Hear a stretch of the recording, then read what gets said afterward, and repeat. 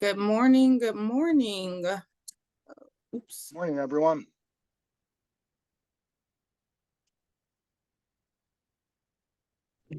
Good morning.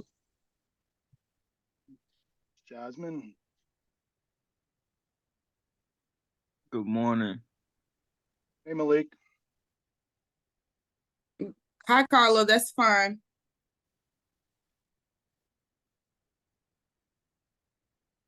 All right, so we'll go ahead and get started, and I will manage the waiting room to see when others join us.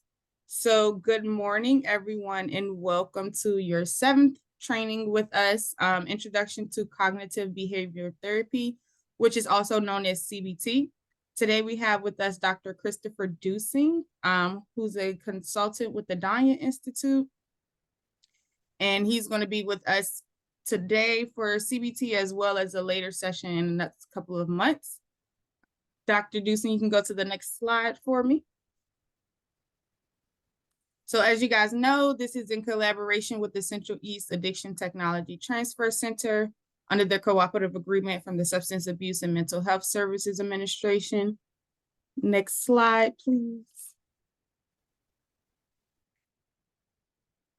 All right, so we are live, as you guys know, and are being recorded. So please remain mute unless there is a time where you feel you should unmute and want to speak or have any questions. Just place them in the chat and we'll do our best to monitor them. Next slide, please. All right, and as always, you guys always do a great job with being mindful of the words that we use, being respectful to others, and we always appreciate that. So we pride ourselves on putting people first, and we want to continue to do that. And now I'm going to turn it over to Dr. Deussing, who's going to get us started with CBT today. Thanks, Deja. It's a pleasure and a privilege to be here. And I'm looking forward to this presentation. I've been looking forward to this for several months since being approached to do this. Just a little bit of short background on me. I'm Dr. Christopher Deussing. I'm a licensed clinical social worker in 6 states. I own a group practice in Philadelphia, integrative DBT and psychotherapy. And I received my master's and doctorate of social work from the University of Pennsylvania. In terms of my clinical work, I've treated hundreds, if not thousands, of patients over the years. I am trained in a number of modalities. However, I consider my 2 main modalities modern psychoanalysis and a close cousin of CBT, which is dialectical behavior therapy, DBT. I also interweave existential therapy and have a part of my practice that is ketamine-assisted psychotherapy as well. And CBT really infuses itself in my practice in many ways, and looking forward to passing on some of this knowledge, both in terms of the book knowledge and my lived experience.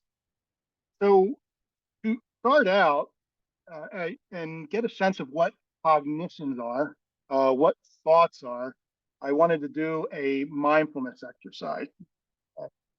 So we're just going to be doing a little bit of breath work for the next minute or so, and you can follow my voice. And what I would like you to focus on is trying to turn inward and come up here and get in touch with the thoughts that are running through your head. Don't judge them. If one thought comes up, just let it go and see what else comes up. All right. Oftentimes in the first 10 seconds, there's like monkey mind because we're not distracted and we kind of have a rush of thoughts. So just be aware of the experience, and I'll be curious to hear a couple people's experience with this exercise. All right. I'm actually going to turn off my camera for a second so that I can focus. Yeah. Well, actually, I can't. I don't have the camera button here. Oh, here it is. Okay, great. So I just want you to become aware of your breath, not trying to control it, just bringing awareness to your breath.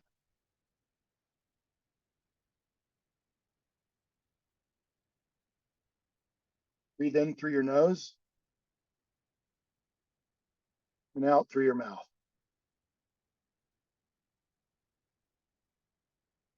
Do this 3 more times. Breathe in through your nose and breathe out through your mouth.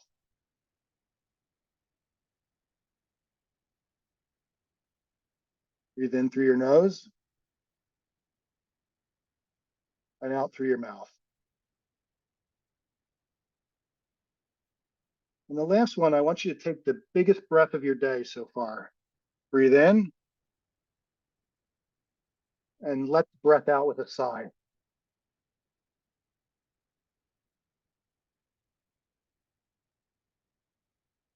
Now let your awareness bring itself back to your natural breath.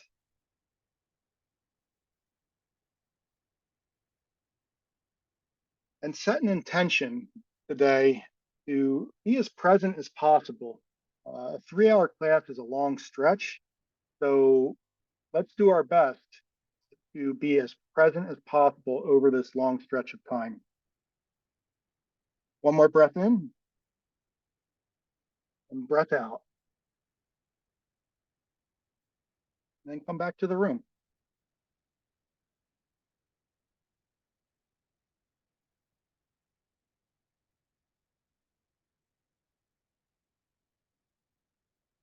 I'd like to hear just brief experiences from a couple people. How was that exercise for you? It made me more relaxed. Good. Any thoughts that you were aware of, Jasmine, as they came into your head? I think the thought of being more present, um, at first I was kind of like thinking of all that I had to do today, and then to just take a second, stop and breathe and be present into the now. Yeah. Riveted to the now. That's a phrase I use in a lot of therapy sessions. Let's try to rivet ourselves to the now. Great. Thank you, Jasmine. Who else?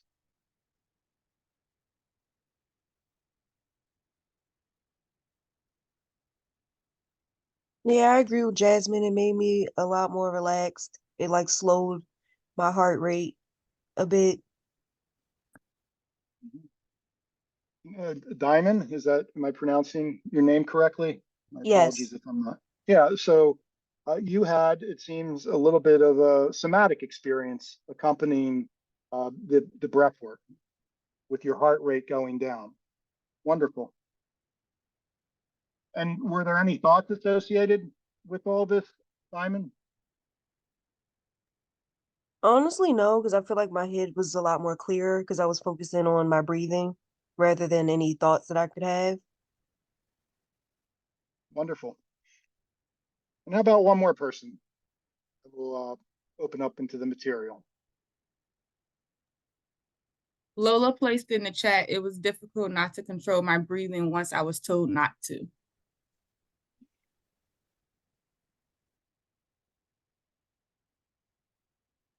Any thoughts accompanying the experience?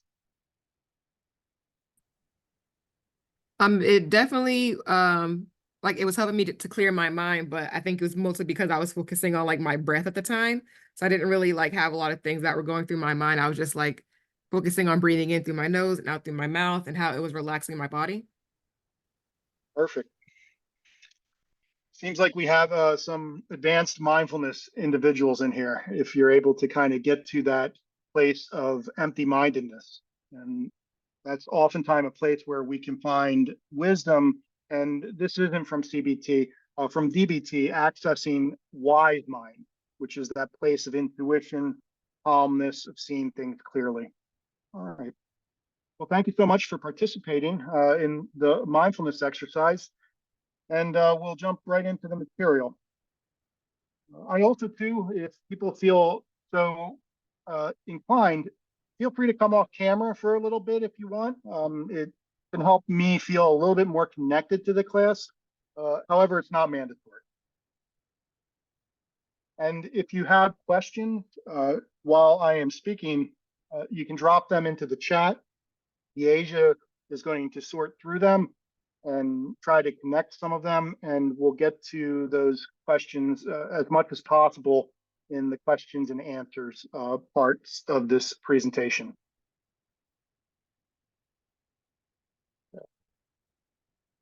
So the objectives of today, trying to cover a lot of ground. The first is I want to explore the history of CBT, and the second part of what is DBT, or I'm sorry, CBT and CBT. I am a DBT therapist, so sometimes my brain scrambles and I'll be saying DBT. When I say DBT, I mean CBT. So it's really important to learn the history of these modalities.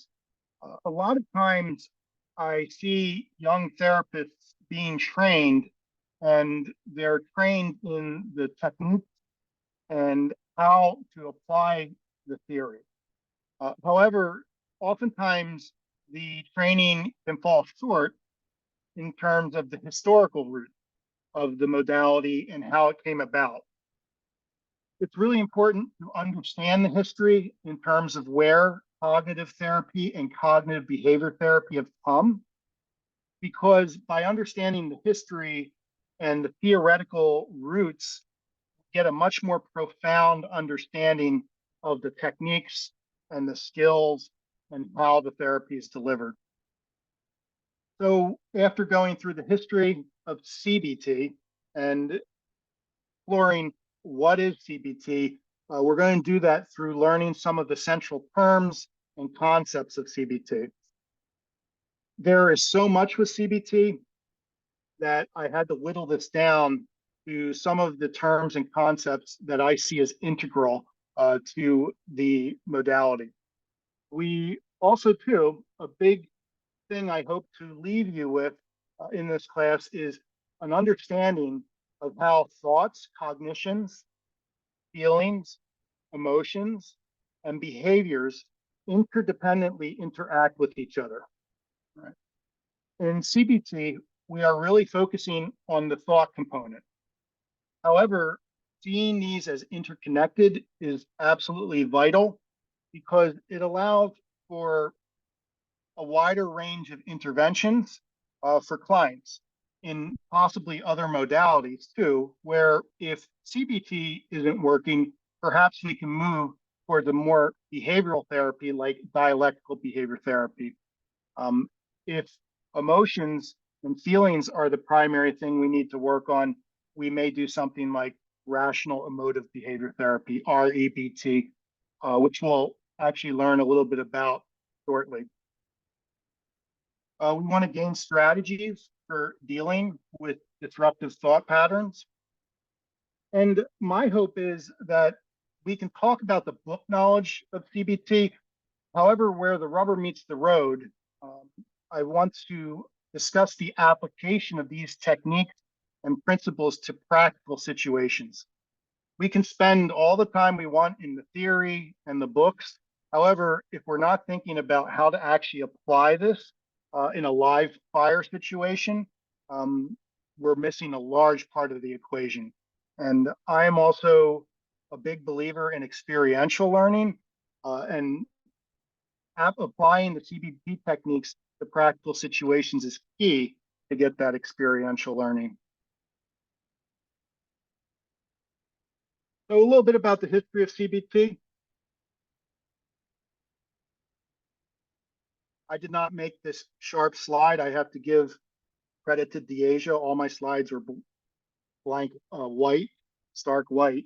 So thank you for making the slide a little bit more colorful and sharp. And let me go back to the 1920s and before that. In that period, the dominant modality of therapy is psychoanalysis, originally developed by Sigmund Freud. In psychoanalysis, Freud's theory is that behaviors are driven by drive that we have as human beings, and those also include primal drive. So with drive theory, unconscious and subconscious, um,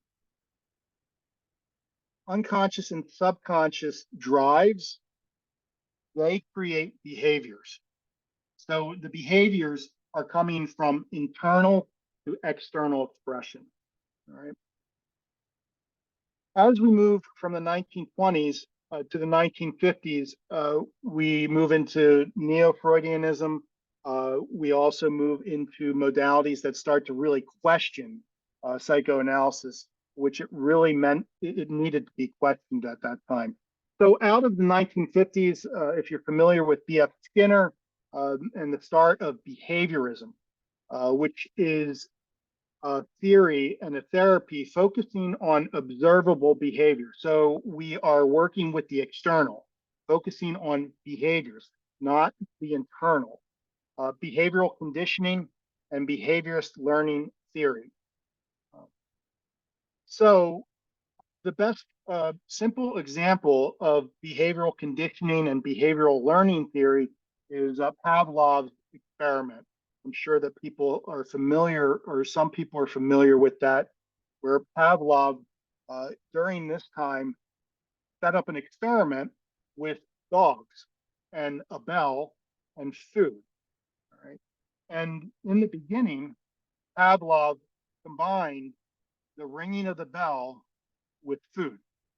The food, as a result, would result in the behavior of the dogs salivating. After repetition, lots of repetition, Pavlov found that he could withdraw the stimuli that was resulting in the behavior of the dogs salivating, and could ring the bell and have that same reaction without the food. So it's a learning theory that can be taught. Now, in the 1950s to the 1960s, this focus shifted to cognition. When I'm talking about cognition, I'm talking about theory of mind, moving inward towards the mind. Now, with this shift to cognition, it reflects a bias in a way of mind over matter, that if we can control our thoughts and cognitions and really discern between effective thinking and ineffective thinking, that we can change our behaviors and our emotions. So at primarily CBT is focused on cognition. I was talking with one of my colleagues to prepare for this, and they're CBT specialists. And they said, really, the accurate representation of CBT is a capital C and a lowercase b, and that is cognitive focus. And then as a secondary focus, we focus on behaviors. But first, we work with the emotions. Behavior therapies are broken up into 4 waves. Behaviorism is the first wave of behavioral therapy. This transition to CBT is considered part of the second wave of behavioral therapies, which focus on cognitive factors. The third wave of behavioral therapy, such as dialectical behavior therapy, mentalization-based therapy, acceptance and commitment therapy, those focus on a bit more of integration with cognition, behaviors, and emotions. So it becomes a little bit more holistic, less specialized, and more integratable. There's actually a lot of controversy about CBT's origin. Does anyone here know who the originator of CBT is?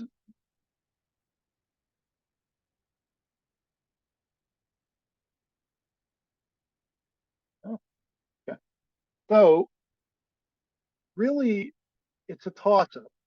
However, if we're going by timeline, in 1956, a gentleman, Dr. Albert Ellis, he developed the earliest cognitive therapy, and this is called rational emotive behavior therapy. To break up the presentation and have us get some other voices in here, I pulled in some video. And this is a little bit of a breakdown about REBT. Asia, give me a thumbs up if you can hear the sound.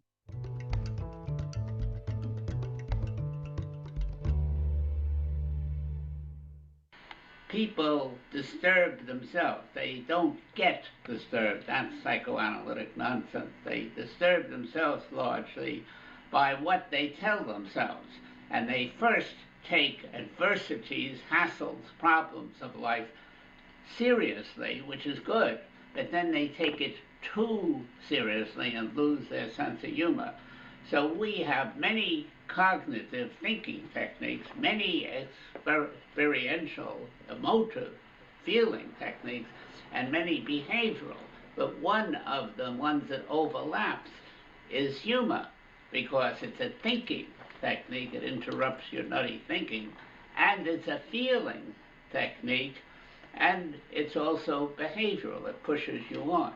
So we give all our clients my famous group of rational, humorous songs that rip up anxiety and depression and horror humorously, and they sing this to themselves when they're upset, and then they temporarily get upset, but then they have the leeway to think about what they did to upset themselves and to undo what they did to make themselves upset.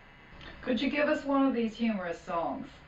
Well, if you would let me know beforehand, I don't even remember my own songs, but I'll see if I can do one and remember it. Okay, go for it.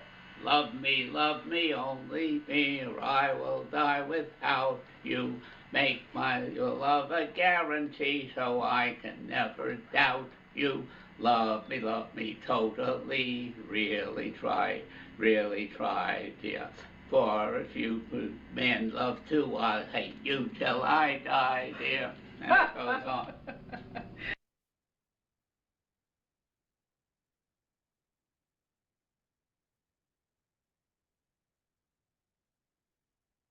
So what I really love about that video, that short video, first we get a sense of the person behind the therapy.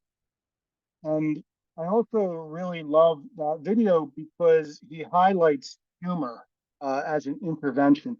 A lot of times when we think of clinical interventions or psychotherapy, we're really getting in there and fixing things. We think of it in a very serious way. And not to say that this isn't very serious work. If anything, in my humble opinion, it's sacred work to hold space for people and help them heal from life, from trauma, from everything, really. However, we can see where a humorous intervention can help someone diffuse away or move a little bit away from their thoughts. And that humor allows that individual, give them pause, then to enter CBT protocol in terms of what skills am I going to apply to these thought patterns. Right? And it's a good reminder too, of just the power of laughter, which a lot of people say is the best medicine. Let me go back to sharing my screen here.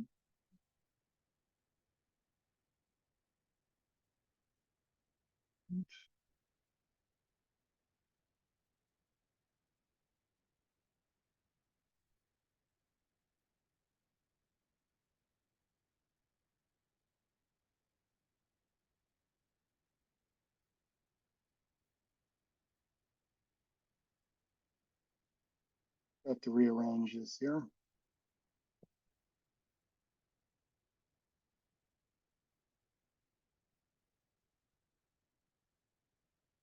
All right.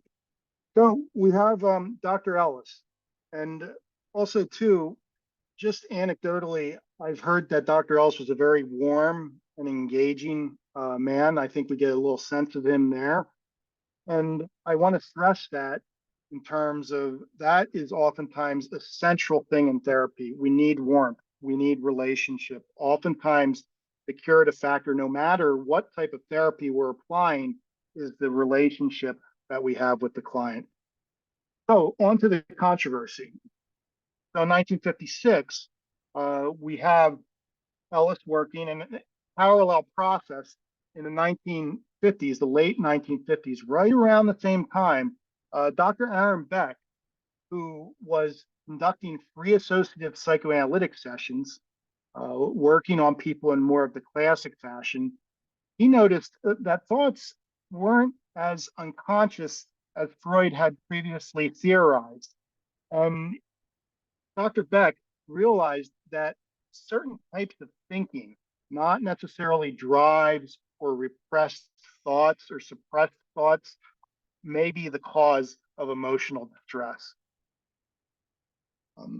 Here's a very short video on Dr. Beck on his transition from psychoanalysis to cognitive therapy.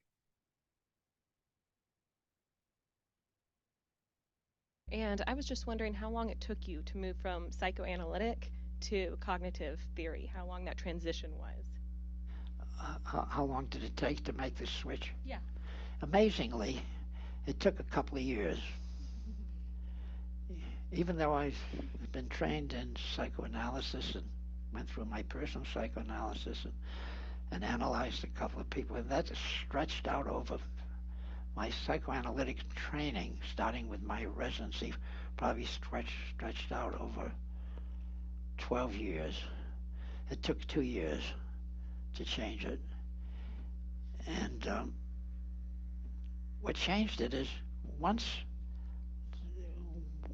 I more or less invalidated the theory of depression, I started to examine everything about psychoanalysis, and I realized that I had accepted everything on faith. I believed everything about psychoanalysis because it was taught by people whom I respected.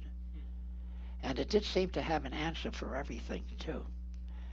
But once I started looking for the empirical evidence, there was none. And then when I started looking at the logical framework, and I could go into a lot of detail about that, but such things as the presence of the unconscious, the way Freud said it, not the way we mean today when we talk about unconscious processes, nothing held up. So that collapsed, and within 2 years I was doing cognitive therapy, but without that label. And I had my first book, my first paper, the paper that I wrote on masochism and dreams, which was psychoanalytic interpretation of dreams. That was in 1959. And in 1961, I wrote my first paper on the cognitive model, and then that was not a well-known paper, but then in 63, then I wrote my much better-known paper, Thinking and Depression. 51 years ago. At least.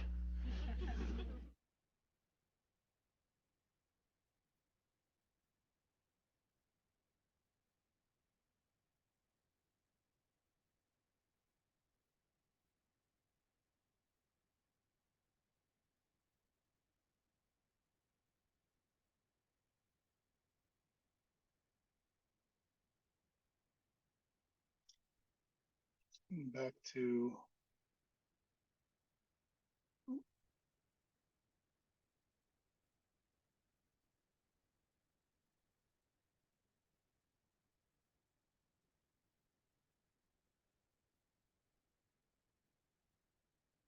okay.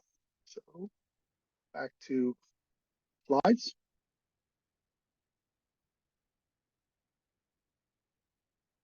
So as you had heard Dr. Beck, it's right on top of Dr. Ellis's work.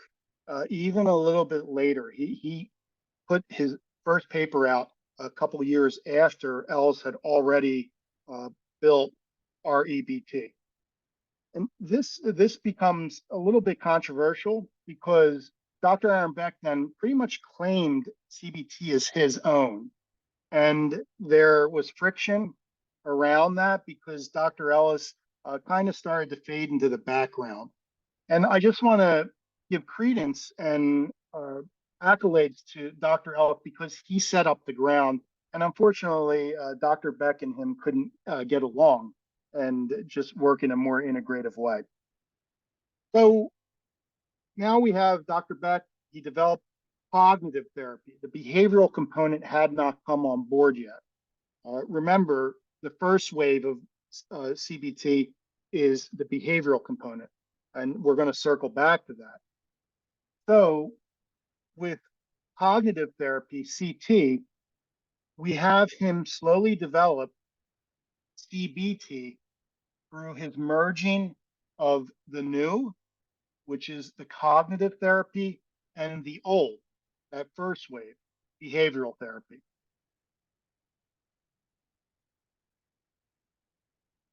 Now, since then, the 1990s, CBT has had some staying power. I mean, we are talking now over 60 years. It has expanded and reached, and there is not only extensive, I would say exhaustive research supporting its effectiveness with a wide variety of client populations. Originally, CBT was indicated for depression and anxiety, and we have seen it's blossoming out into just a wide range of disorders.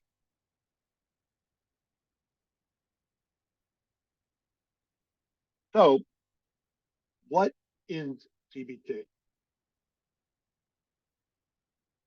But even before getting on to that, let me ask any questions in the chat that might be able to address. You can also come off microphone. Oh, Orlando got that right. Yes, and he did create the Beck Institute. Yes, I know that Beck, I think in a way made it more popular than CBT nowadays, more and more, for the new generation of people right now. Mm-hmm. And the Beck Institute still exists. Yes, I know somebody who goes there actually. Oh, you do? Yeah, it's a very, very intensive training to get certified through the Beck Institute. Any other questions or inquiries about the history that I set up about CBT? There are a lot of other theorists and a lot of other individuals that pushed the theory along. However, these are the two big movers and shakers.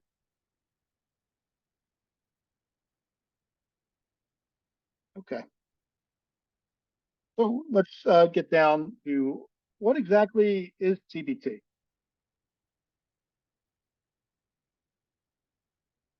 So cognitive behavior therapy, it is a form of evidence-based psychotherapy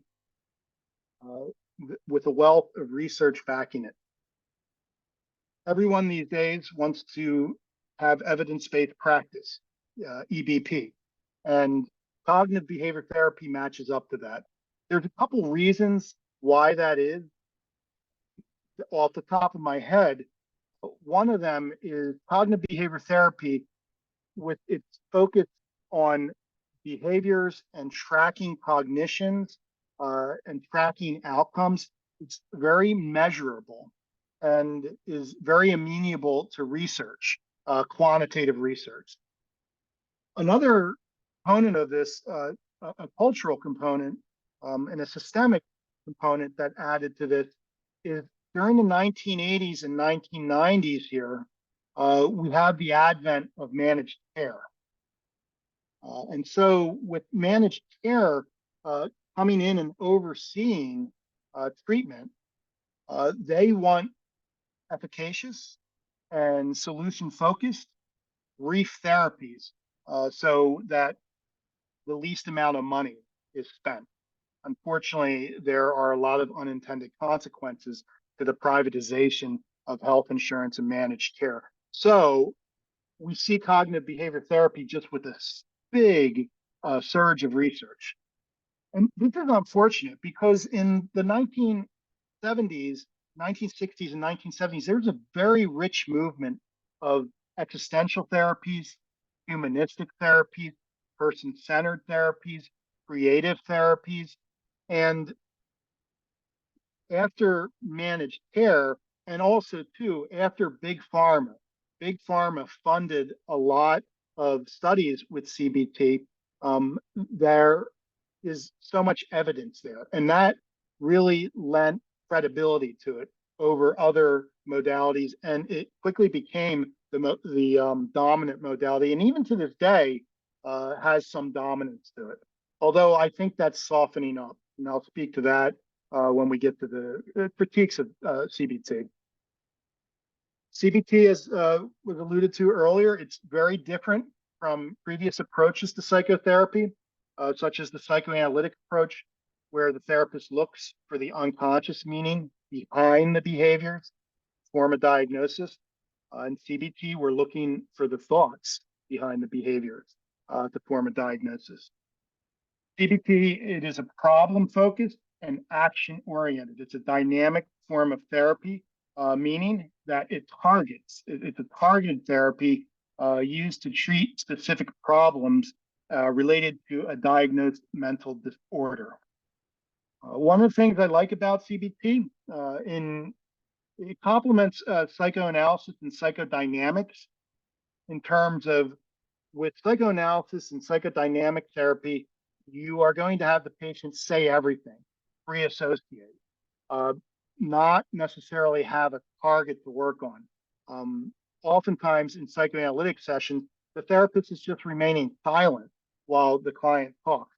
CBT, as I said, it's a much more action-oriented form of therapy. You can get in there and more interventionist if you need to. And I'm an action-oriented person, so that aspect of it fits me well. Here's a short excerpt of Dr. Beck on cognitive therapy. But before I do that, I just want to, even in those short videos of Dr. Beck versus Dr. Ellis, Dr. Ellis seems a little bit more humorous, a little bit softer, and just a little bit more approachable. Dr. Beck is definitely a little bit more clinical and not as, I find him not as soft and engaging. So here's Dr. Beck on cognitive therapy.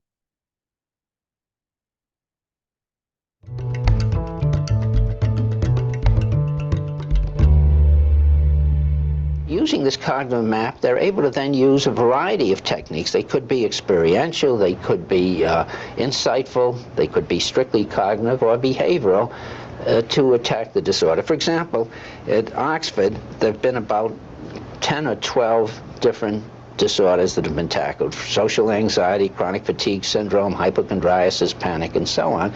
Each of these disorders has its own cognitive constellation.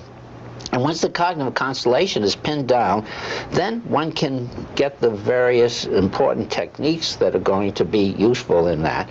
And the approach can be quite different, judging from one to another. For example, in panic disorder, our basic assumption is that people who have a panic disorder are misinterpreting various internal sensations.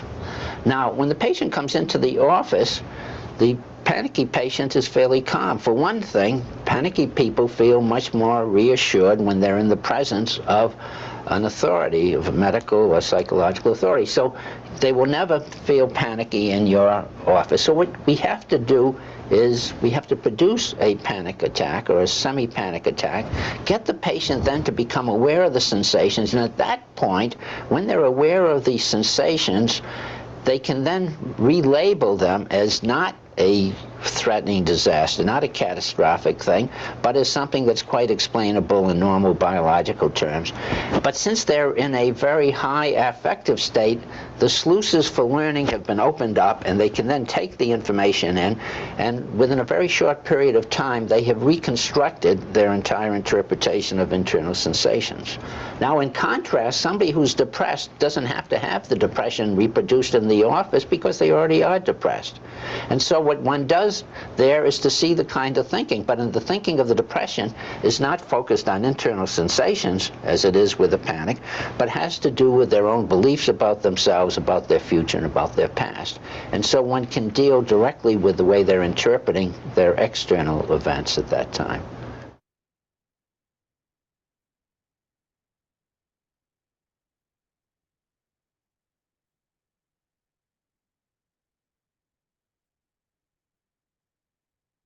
So one thing I want to highlight in this short video, actually a couple things. With anxiety and panic disorders, as Dr. Beck says, oftentimes the client comes in and they're not panicked. They're not experiencing the symptoms that they want to target. So we'll see this in some later slides that CBT can work as an exposure therapy, and we can set up behavioral experiments to help people expose themselves in a healthy way to situations outside the therapy room. Because we can come in and talk about panic attacks when we're not having panic attacks. We talk about anxious situations when we're not talking about, when we're not in it. And talk therapy can fall a bit short in that. And the other thing I'd like to highlight there with the cognitive therapy is the interpretations. He really highlights how we perceive and how we interpret the world and misinterpretations. We'll see some of those cognitive distortions in the next few slides. When our interpretations are distorted, it really affects how we perceive ourselves, others, and the world, and that can result in unhealthy patterns of interaction. So oftentimes the entry point, the intervention point, I find in many of my sessions with clients is adjusting the interpretation of events.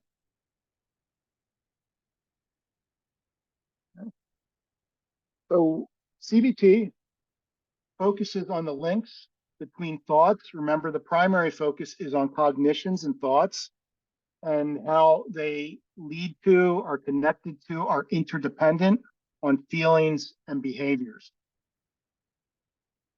With CBT, thoughts lead to feelings, feelings can lead to behaviors, and then behaviors can lead to thoughts. I have a graphic that'll kind of show this a little bit in a visual way. Oftentimes before the thought, we have a prompting event. Prompting event might be,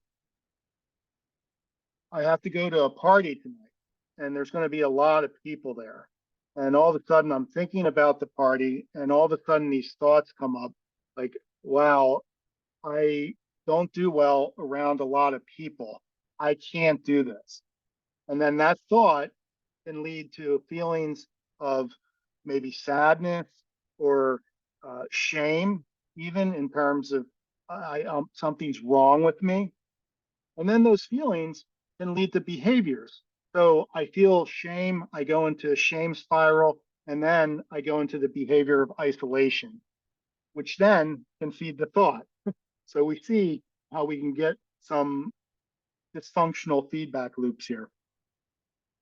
Thoughts, feelings, and behaviors, they positively or negatively influence each other. A big part there is positively. So positive thoughts can result in positive emotions and can result in healthy behaviors, and also vice versa. So CBT, it really helps us identify unhelpful thoughts, beliefs, and attitudes. With increased awareness of these thoughts, we have the power to make positive changes and overcome a range of cognitive, behavioral, and emotional challenges. Right? So in the example that I just set forth, using some CBT, the thought would be, oh, geez, I have to go to a party. That's the triggering event. And then an unhelpful thought would be, oh my gosh, I am a socially anxious person. There's no way that I can do that.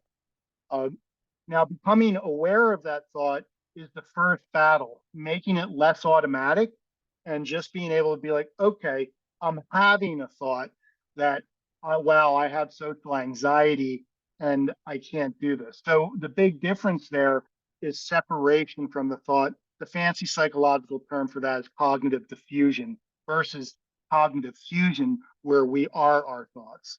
Right? And so with that, I call that the power of the pause. When we are able to pause a bit and make things less automatic. So stimuli, response, stimuli, thought. When we can get to a point of stimuli and bring some pause there, then we can really think about ways to effectively respond versus impulsively react. And that can be a very, very empowering thing. That can be a very, very empowering experience to break an unhelpful pattern in the past that was holding someone back. And all of a sudden, wow, almost new neural networking has been created in the brain by that new experience. CBT is highly manualized, meaning that there is a treatment protocol meant to be followed, and it's meant to be brief, time limited, directive. The therapist is a directive force in session, often talking a lot with the client, interacting with the client, brainstorming, problem solving. And it is a technique driven treatment for individual psychological disorders. One of the advantages of CBT being a manualized treatment versus psychoanalysis, which is kind of an open ended treatment, not necessarily with a manual. There are principles and rules that we follow. However, CBT is easy to teach. So it's a good modality to teach young therapists. And then they can take that to the field, practice with clients. And oftentimes, young therapists are very, very anxious about seeing clients. And so you have this manualized protocol to ground yourself in and follow.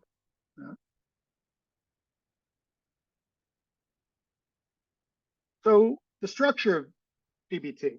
As I said, CBT has a manualized protocol. Actually, most of the behavioral therapies have a manualized protocol.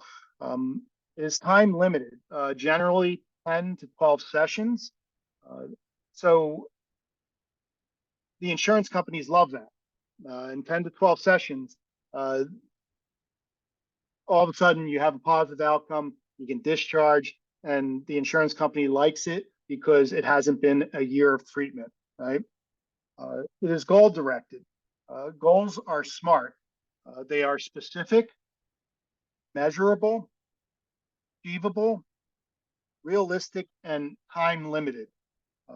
A lot of times when we think of goals, we think of big, big goals, such as maybe I want to buy a house, right? Being smart about it, we want to break it down into specific and measurable, more so achievable and realistic goals. So the first goal might be to meet with a realtor or go on Zillow.com and see what houses are out there, and then create a little bit of more momentum towards the next step in buying a house. If we don't break up goals enough, it oftentimes can be demoralizing and lead to a client being resistant or giving up on that goal. CBT, it can be delivered in individual and or group formats. I have seen remarkable results with clients who have combined the two, who have done individual therapy and group therapy at the same time. And the way I've seen that is group can be more of a classroom where we're learning the skills, and that frees up time in individual sessions to practice skills, talk about the skills and how they're being employed in real life. Also experiential interventions such as role playing and things like that. And another side effect of the individual and group at the same time is the catalyzation of the treatment relationship, right?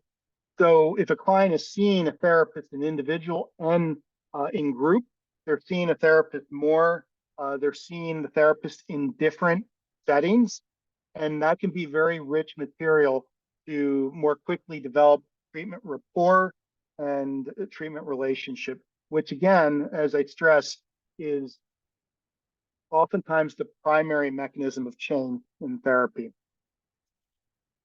Also, too, in some cases, I would say rare cases, the therapist may help the client deal with a distressing situation by coaching them in person or on the telephone. So, with the example that I used in terms of going to the party, an intervention might look like the individual goes to the party or is standing outside of the house and then has a quick 5-10 minute coaching call with the CBT therapist to ground themselves and then be ready to move into the distressing situation.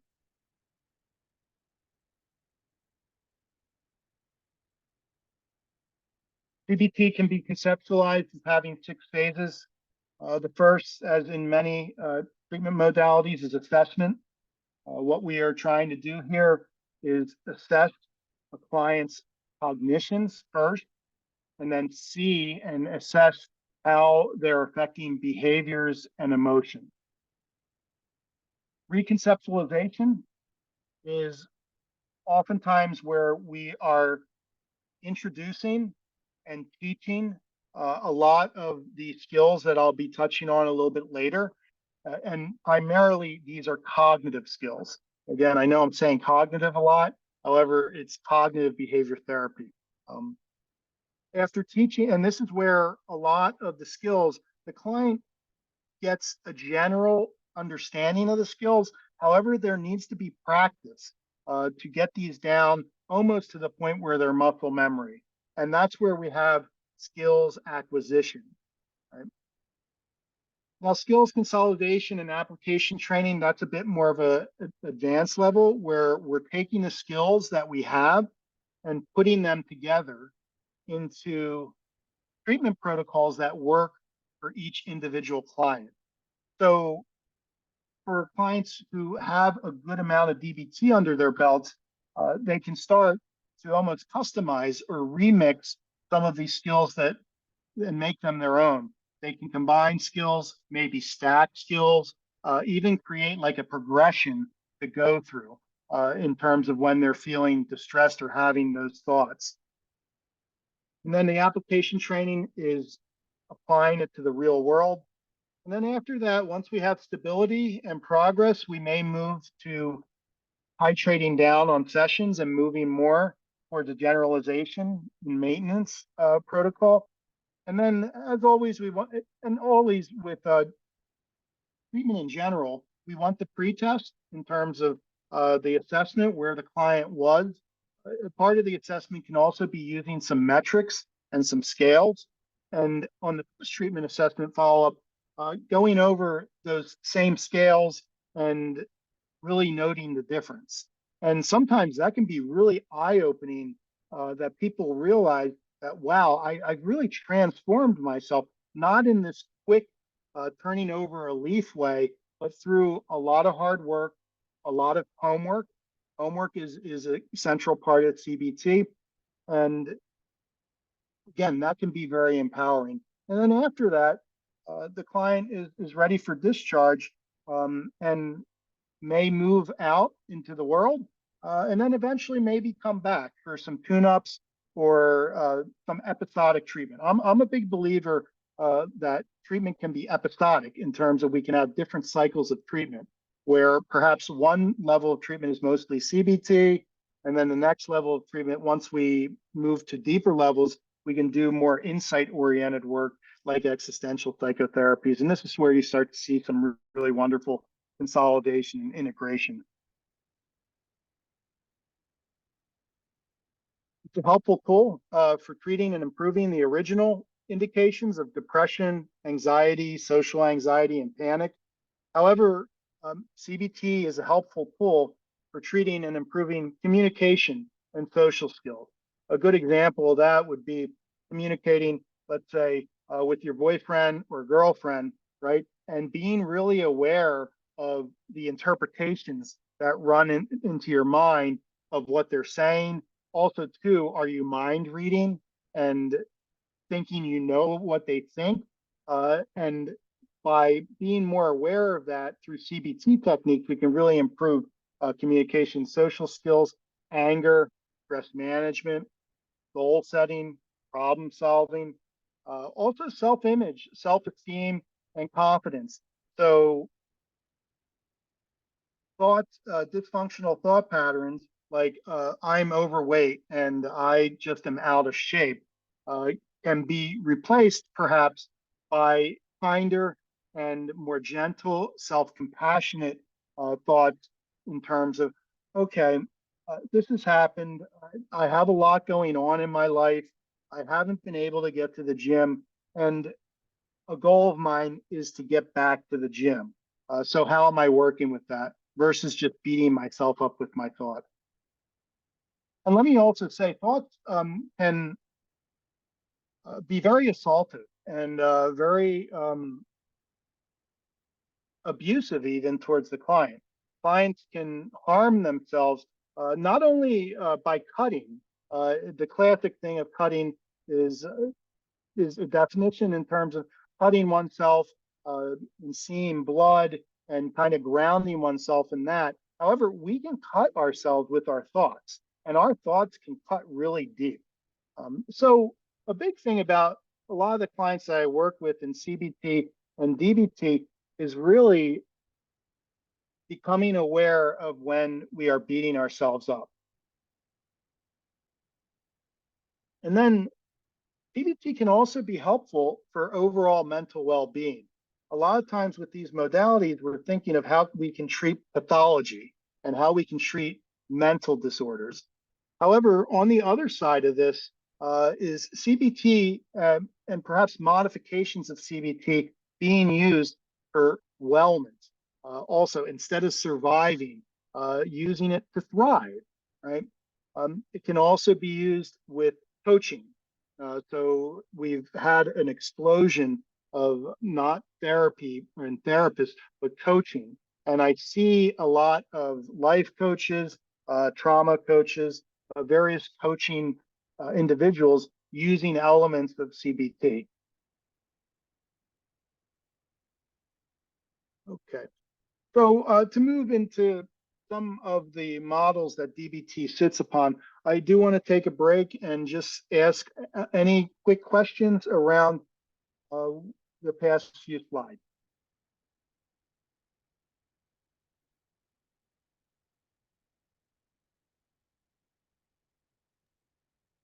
I have a question because I had a thought with like the idea of, I'm not sure what word he used, like pushing someone like into their anxiety. Do you ever see like clients who are kind of like hesitant to to come back because they weren't really expecting that?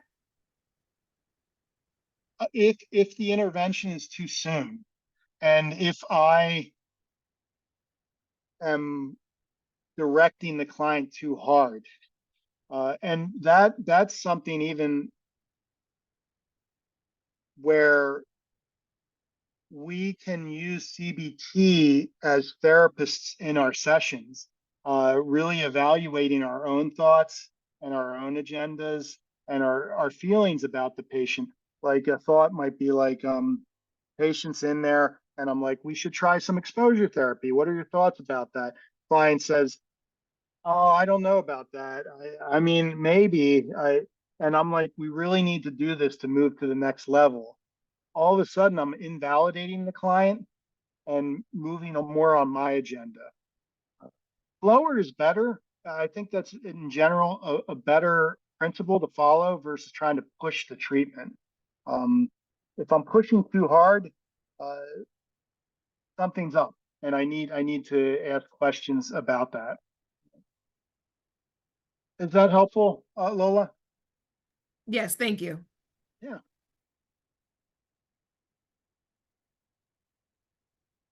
Any other quick questions? Can it be with any clients? Like, is there like a specific like population that it works more towards? Yeah, I would more so answer that about populations that it doesn't work as well with. Now, cognitive behavior therapy, one of its weaknesses is working with psychotic disorders. And that's pretty understandable because with psychotic disorders, thought patterns generally aren't following normative patterns, right? and an individual may not be as well resourced, such as someone with schizophrenia or schizoaffective disorder, right? They may not have the cognitive resources, especially if they're hearing voices or having hallucinations, to really do the cognitive, um, first off, the cognitive assessments between what's real and what's not, and then employing some of the techniques. Yeah. Also, too, just in general, this will not work if the client is not motivated. This is a therapy, along with most therapies, we need that buy-in because of the homework. And also, too, because exposure therapy sucks. I'm I'm asking Lola to do, let's say I'm asking Lola to go to this party that she doesn't really want to go to and she wants to avoid. And that's very dissonant, right? Whereas with therapies like psychoanalysis, where a client's saying everything, there's much more of kind of an acceptance feeling, perhaps maybe too much acceptance, because we have to uh, be aware of acceptance, but also be very aware of change, right? And getting action oriented. However, Lola would be like, no, I'm not doing that. And then all of a sudden, this is the next appointment and fades away from treatment. So uncommitted clients, clients who are ambivalent, that's also a population that will fall short on. Or clients also doing this for external factors or an external individual, the motivation has to come internally. Yeah. Is that helpful? Yes, it is. Okay, great. Thanks for that question, Denise. All right. Just a little bit of a time check. 10:04. I have some stamina here. I can go a little bit longer, or do people want a break? Give me a thumbs up if people are good. Thumbs up. Okay. I saw one thumbs up from Lola. Lola is really the only one I can see. So we will go a little bit longer and then take a break.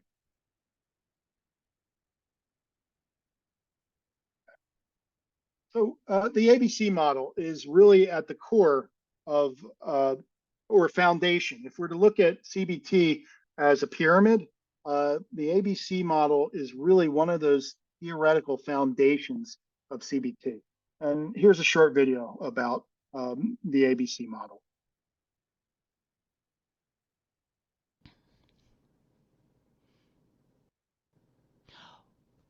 Welcome to this presentation on the ABCs of cognitive behavioral therapy.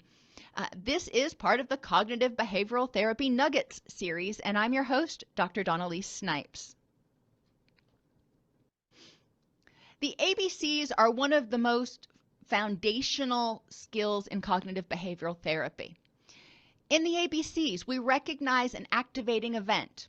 What happened? We recognize the consequences of that event.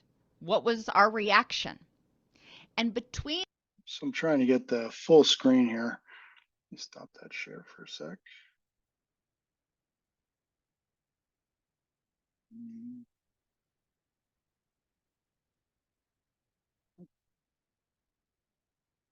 Okay. Thank you for your patience.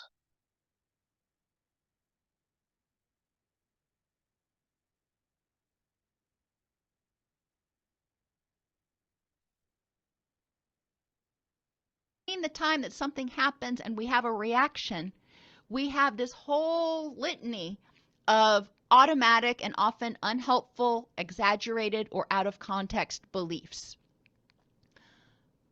I'm going to use the example of getting cut off in traffic because most people have experienced that. Activating event, you get cut off in traffic. Consequences, you get angry. You have that HPA axis gets activated. Your blood pressure goes up. Your heart starts racing. You feel angry. Your thinking, your cognitions get kind of cloudy because you're in that adrenaline haze. And you may get grumpy and irritable with, the person who cut you off, even if they can't hear you because they're in a whole nother car. Those are the consequences. How did we get from getting cut off in traffic to that reaction? What happened that prompted that reaction, that threat response? Well, that's when you go through and you identify what were all of the beliefs that I had that contributed to my reaction. Okay? Once you do that, you go back over each belief and dispute it based on the facts. So if you think, well, that person, was being rude. Do we know this? Do we have facts to know that the person was being rude? Maybe you were in their blind spot and they didn't see you. So you can cross that one off. I could have died. Well, that's kind of extreme. Most of the time when we get cut off in traffic, we have to apply brakes a little bit, but the chances that we were actually that close to getting killed are grossly exaggerated. So we may adjust that. I could have gotten into a car accident. And go through each belief, addressing them based on the facts, what you know for a fact to be true, not what you assume, not what you think, not what you hypothesize, but what you know based on the facts. You're going to have some beliefs that still remain, and that's cool because those are helpful. So you go back and you evaluate the effectiveness of your reactions based on the beliefs that are actually factual. How effective is my reaction for helping me use my energy and time in ways that move towards my rich and meaningful life? Said another way, is getting all bothered by this person who cut me off in traffic, is all that energy that I'm using helping me move towards my rich and meaningful life? Probably not. And I will share a little anecdote with you. I remember when my son was about 2, he was in the back seat and I got cut off in traffic. And I started, talking angrily at the person. And this little voice from the back of the car pipes up and he says, "Mommy, why are you talking to that man? He can't hear you." Yeah, you're right. Holding on to that anger, getting upset, getting rageful at that person wasn't going to change his behavior, even if he knew what I was saying, most likely. And all it was doing was keeping me stirred up instead of choosing a more effective way to react. For example, backing off so I wasn't around that person anymore who was not driving in a safe and defensive manner.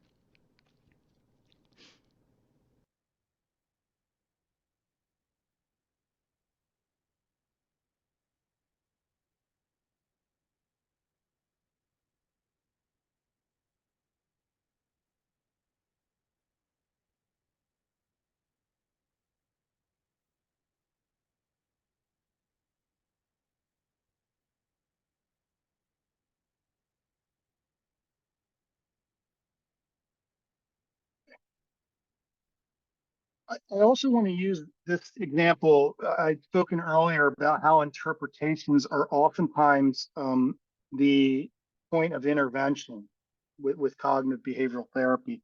I use this example a lot over the years in terms of you don't get cut off in traffic. You're on the highway and there's a car that's right behind you and tailgating you, and then all of a sudden moves around you and blows off and cuts you off. And all of a sudden, what might the interpretation be? Feel free to use colorful language if you wish. That they're assholes. Right? Or maybe an effing asshole. Or you pick your poison, right? Now, the reality of it is that individual is driving the car and you see that one individual in the back seat. His wife has been shot and she's dying, and she's got has to get to the hospital. So we can see how our interpretation and then the ensuing anger and everything that comes along with that, maybe even road rage, does not match up to the facts. All right. So another example, activating event. We sometimes call these prompting events. You haven't seen your friend in a while. You're really excited. You made reservations at a nice restaurant, and all of a sudden, your friend is 15 minutes late, meeting you for lunch. Now, while you're waiting and your thoughts are stewing, perhaps some of the things that come into your mind, and these are the stories that we tell ourselves. It's really important to realize that we're telling ourselves stories. Even in here, there are stories that are going on in our head. Lola's story is different than Denise's. Denise's story is different than Jacob's. There's all these kind of concurrent realities, these multiple realities going on in terms of stories. Consequences. Well, some of these thoughts that might come in, maybe, wow, they're an asshole. They're so inconsiderate. They are the worst friend ever. Oftentimes, this is black and white, right? Severe language, worst friend ever. They don't value my time or friendship. So then we have consequences. Emotions, feeling angry, perhaps feeling sad and disappointed. And then we have the behavioral result of that, which is when the friend shows up, you're abrasive. And all of a sudden, there's the vulnerability. You're abrasive, and then your friend takes that the wrong way. And then all of a sudden, there's a fight.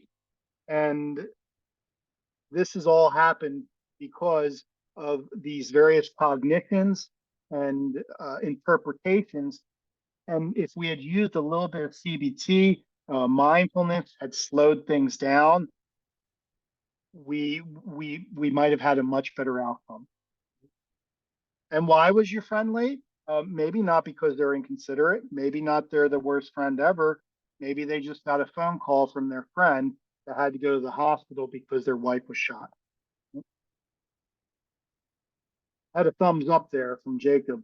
You want to verbalize that thumbs up?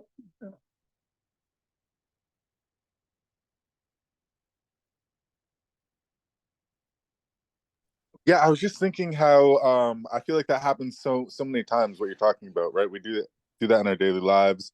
We do that with our parents, right? If we have parental issues, stemming from the past, we say, that's why they don't call me, they don't care. Or, we do that with teachers, right? We kind of do it with everyone. So I was just giving like a strong thumbs up that I feel like we don't take the time to really see from other people's point of view, or even attempt to step out of our own, even if we're not trying to see other people's. Because I think when it's like what you were saying of our times being disrespected, or I'm being disrespected, or they don't care, or they're, whatever swear word, um it's all from the view of like us. And it's kind of like, not to like go on, but it's kind of like the ego, like the spiritual ego that's happening, and not actually like a connection between someone. It's not like, oh, I just have a friend who's late, and you know what, I'm gonna bring a book every time because I know that person's 15 minutes late, you know. There we go. Beautifully said, Jacob. I love how you're touching on some advanced things that I don't want to go down a rabbit hole, but really you're starting to talk about the process of metacognition, where over a period of time with a therapy like this, we start to really develop a bigger awareness of our cognitions, not just our own individual cognitions, but how we move through the world, and how the way we move and think through the world impacts the ecosystems and the people around us. So I really am excited that you said that. That was very well articulated. And then negative feedback loops. So this isn't necessarily a linear process and then it's over. If we go down to the consequences, right? The being abrasive when your friend arrives, all of a sudden can feed back into like emotion, right? And feeling angry or perhaps getting into conflict. Right? And then if you're being abrasive and your friend acts in a way that isn't very nice, all of a sudden you may be thinking and reinforcing these beliefs. They're the worst friend ever. And it's off to the races.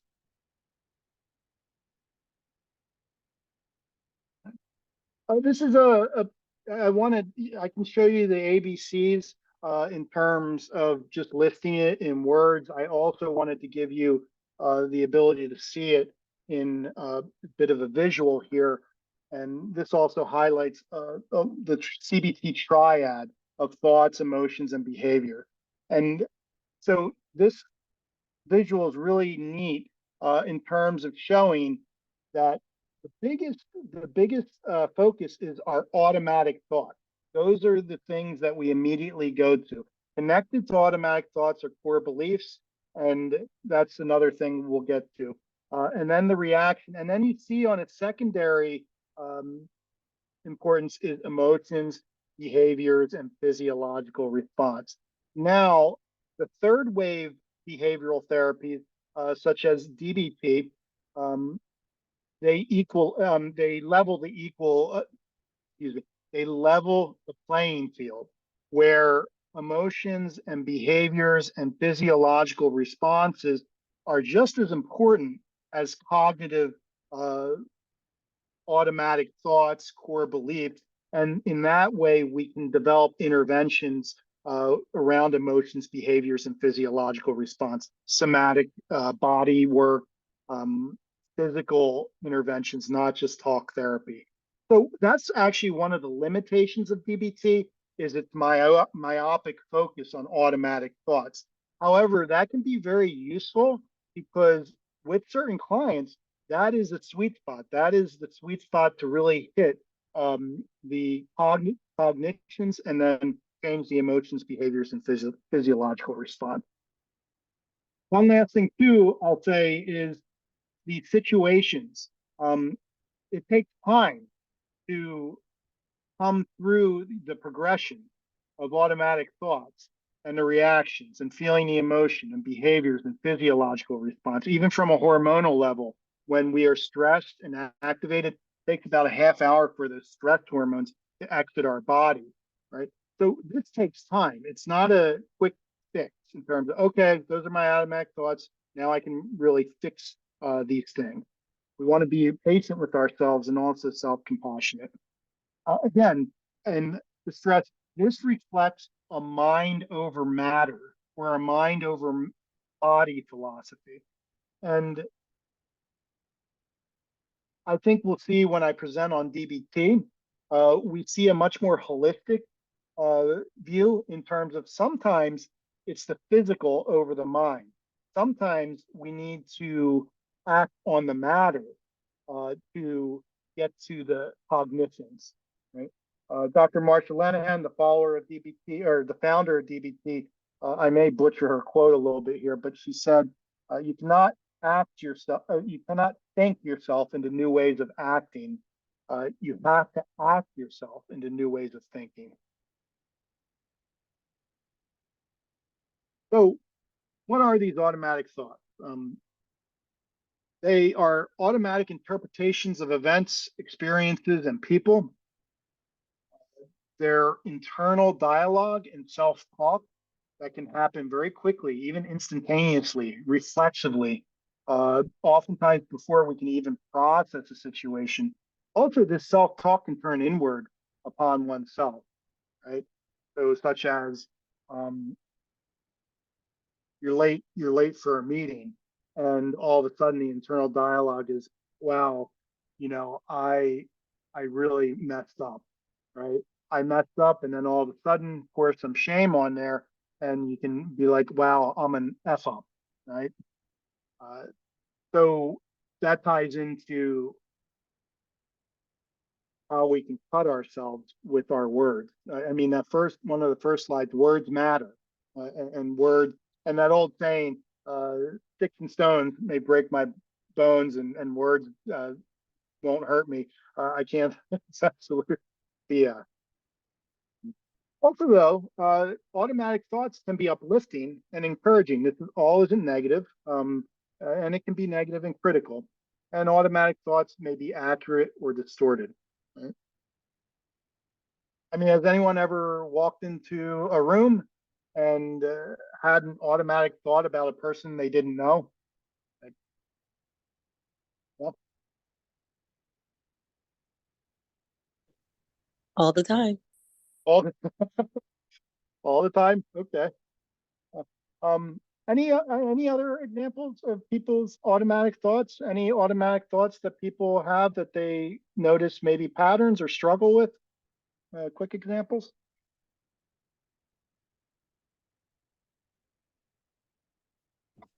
I know for me, one of the things I think about, I get a lot of automatic thoughts when I go to the gym. Um, I I'm one of those people. I'm a homebody, so going to the gym can be a little intimidating, but I understand the importance of keeping my body healthy. Um, so I don't know, the gym can be a little intimidating. Like I'm not going to lift as much as this person, or I can't run as long, or this person looks really good, and I and I don't look like them. So yeah, a lot of things goes on just walking into the gym. Yeah. So you have the prompting event of going to the gym, right? And what's the automatic thought that comes up that may impede that? For me, it's I guess like general insecurity. Mhm. Maybe intimidation. I'm Yeah, intimidated. People are going to be yeah, lifting more than me, right? yeah, Okay. Or even an automatic thought is again, I can't do that, right? I mean, I can't do that. Then yeah, we and have, like yeah, please. uh, like body image things like that.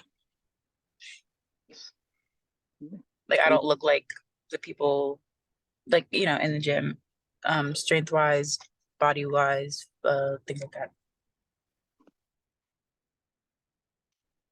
And there's a short saying that I oftentimes teach clients is compare and despair. Can we work on a non-judgmental stance, maybe some kindness to ourselves and acceptance of ourselves, so that we don't compare as much? Because oftentimes comparisons just lead to a dark place of despair. So some automatic thought features, they pop into your mind suddenly and spontaneously. They're short, they're not long sentences or paragraphs, single words, brief. Sometimes they can feel intuitive or like a gut feeling. Sometimes they're illogical. They don't necessarily make rational sense. And they oftentimes start with an expectation or a should. Maybe with the gym example, an automatic thought would be, oh my gosh, I should be able to lift as much as these other people, or I should look like these other people. I mean, you can fill in the automatic thought there. Sometimes another automatic thought is expecting the worst, predicting failure, catastrophic thinking, perceiving danger when there is no danger. That can oftentimes happen with war veterans, where they can be in a completely innocuous situation. However, when they come into it, an unfamiliar situation, immediately have that thought that this is dangerous, and then the threat response flares up. The automatic thoughts, they oftentimes can act in a chain event. So one can act as a cue for another and then another. With the gym example, maybe it's like, the people don't, so many other people are lifting more and they're in better shape than me. And the automatic thought is, I should have been working harder. And then an automatic thought after that is like, something wrong with me. Almost like those automatic thoughts can gang up on you. And automatic thoughts, where do they come from? They are learned. They are a product of years of practiced and habitual thinking patterns. Oftentimes, automatic thoughts come from our parents or significant people who raised us, and we carry those with us. And oftentimes, this is a place to realize we come from our parents, and if you work hard to get these skills, do therapy, we are not our parents. So we can both come from our parents and have all those automatic thoughts and cognitions and things that they pass on to us. And we can make the decision through hard work. You're like, you know what? Putting my foot down. I am not going to be parents. I'm not going to repeat some of the same mistakes that five them. Jump right back in because we have a lot of material. So we have been identifying what dysfunctional thought patterns are, and the first purpose is those automatic thoughts. Next thing we want to do is go a little bit deeper into things that are called core beliefs. However, before we move on to core beliefs, the question comes up in terms of how we manage disruptive and Excuse me. I'm sorry to bother. Could you make the screen bigger, please? bigger. Oh, yes. Thank you. Thank you, November. There you go. So again, we're increasing our awareness of disruptive thought patterns so that we can begin to change them. However, I want to highlight something in terms of if we are highly distressed and triggered, we may not be able to examine our thoughts. And this is because when we are highly distressed and emotionally dysregulated, right, our brain, our frontal lobes, which are responsible for executive function, right, those higher brain functions, shut down. And what ends up happening is our reptilian brain, our central brain, is the primary one, right? So to try to do any cognitive work or logic work at that point, forget about it. And this is where I integrate a little bit of DBT. Stop skill is the skill that you really want to use in this situation. Just give you that pause and be able to take a breath, take a step back, and then move into cognitive intervention. So here's just a very short video on it.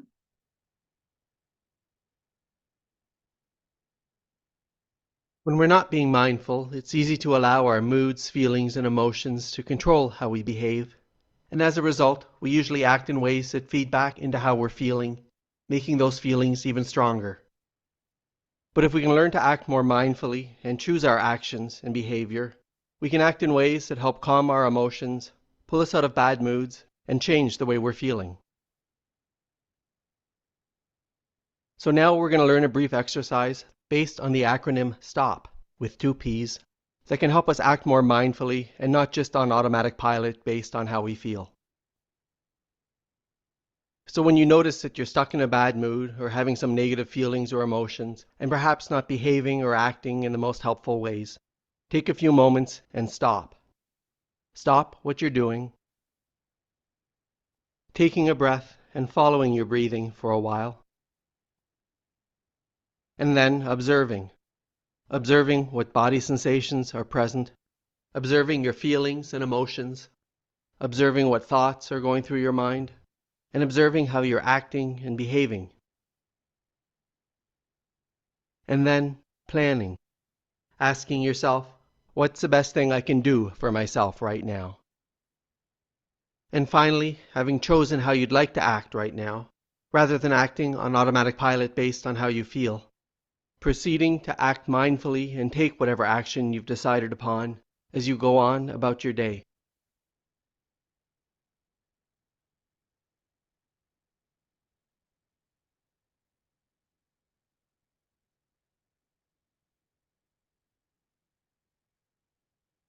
That is a DBT skill that I teach DBT clients to access when they're so highly triggered they can't do cognitive interventions. Stop skill is not a verbal skill. It's not a thinking skill. It literally is closing your eyes and picturing the biggest, reddest stop sign and you obey it. That's it. Stop. Please, you take a breath. You may need to repeat those, the S and the T, so you can observe mindfully and proceed mindfully, perhaps with some cognitive interventions. Some concepts central to managing disruptive thinking include core beliefs. We've already talked about automatic thinking. Then we'll get into different types of cognitive distortions. Core beliefs are central ideas and basic assumptions we hold about ourselves, other people, and the world. They're shaped by past experiences. I would even add to that past people in your life, influential people. They are difficult to change once established. Core beliefs are deep and at the core of our being. And they can significantly influence automatic thoughts. They may be positive or negative. If one was raised in a securely attached way, developed a sense of mastery and confidence, core belief might be, I am a confident individual. Other example might be in terms of an individual who's been through a number of functional relationships or an abusive relationship. A core belief may come out of that. People are untrustworthy.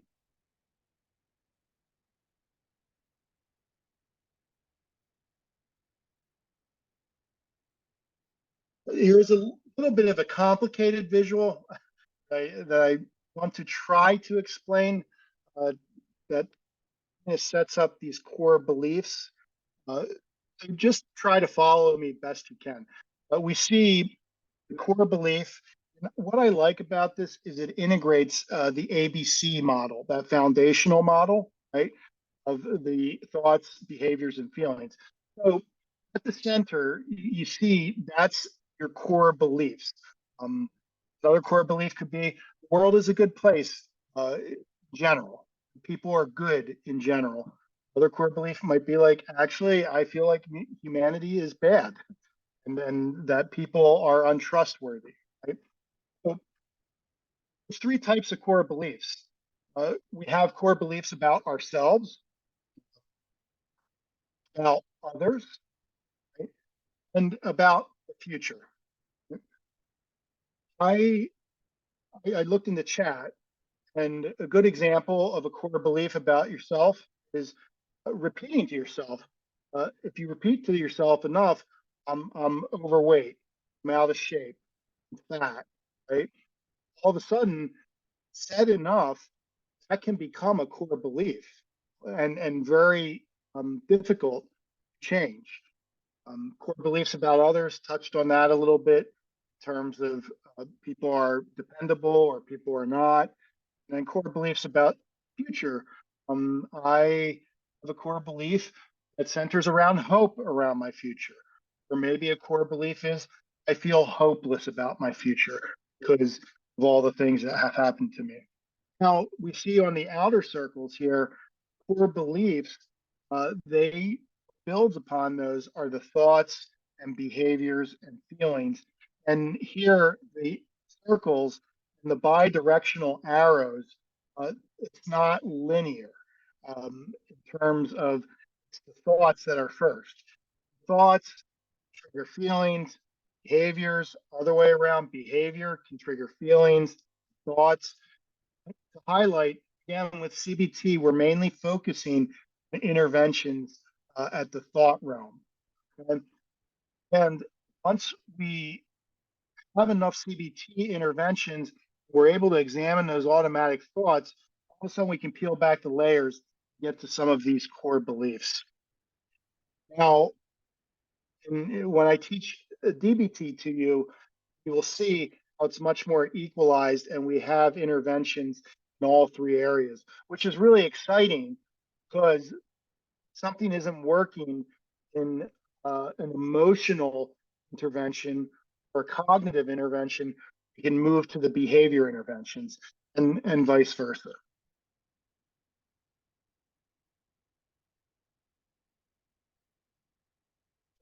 To challenge core beliefs, we ask ourselves, we almost view this as we take our core beliefs and our automatic thoughts and our cognitive thoughts to trial, to court.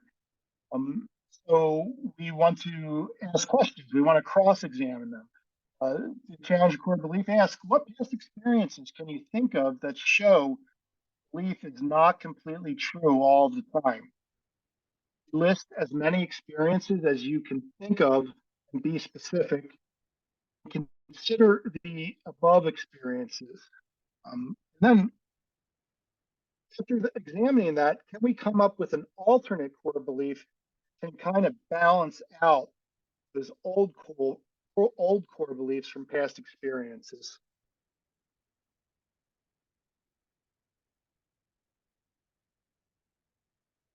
So core belief might be like, I am an introverted person that I just cannot go to parties or large groups of people. And think of previous experiences of like, well, I did go to that concert and I had a really good time, or I did go to a museum and I had fun and I was able to do that. And if you list all those experiences and build up the evidence, all of a sudden we can challenge the core belief and perhaps come up with something like, you know, I am a severe introvert and it's really challenging at times for me to go out with a lot of people.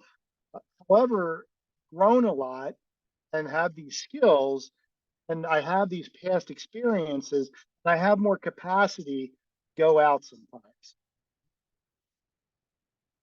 We're not necessarily trying to get rid of core beliefs because, as I said, they're very ingrained and hard to change. What we're trying to do is balance them out.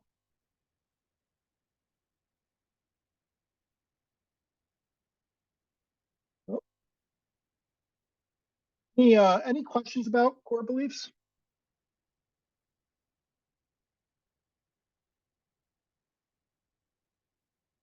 Well, let me actually, what are some core beliefs that you have?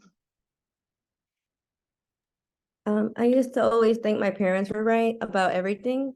And so I would never like doubt them. I would always believe in them. But then like once I started to realize like they're not always right, that kind of changed my perspective. And I guess like a different core belief I have now is that they're sometimes right. And I don't have to I don't have to follow everything what they say. Beautiful. And how's that alternative belief feel? You know, It makes me feel more like independent. Like I feel like I can make my own choices. Yeah. Mhm. empowering, really, really empowering.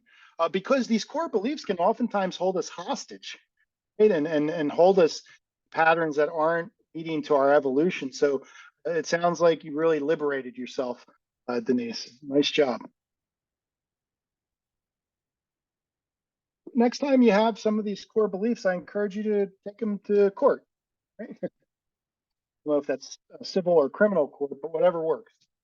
It's depending on how severe the thought is. So cognitive distortions. So let's really dig into cognitive distortions. This is a central focus of DBT. Is the targeting of cognitive distortions. I identified 9 of the main distortions that hopefully we have enough time to get through. We want to realize that not all cognitions are justified. Negative and inaccurate thought patterns can contribute to mood difficulties. Factors that can make it hard to regulate cognitions. Cognitions, even if they are not necessarily correct or effective, may serve a purpose. Right? So if someone was in an abusive relationship, the core belief is people are untrustworthy, we can see where that cognition serves a protective purpose, right?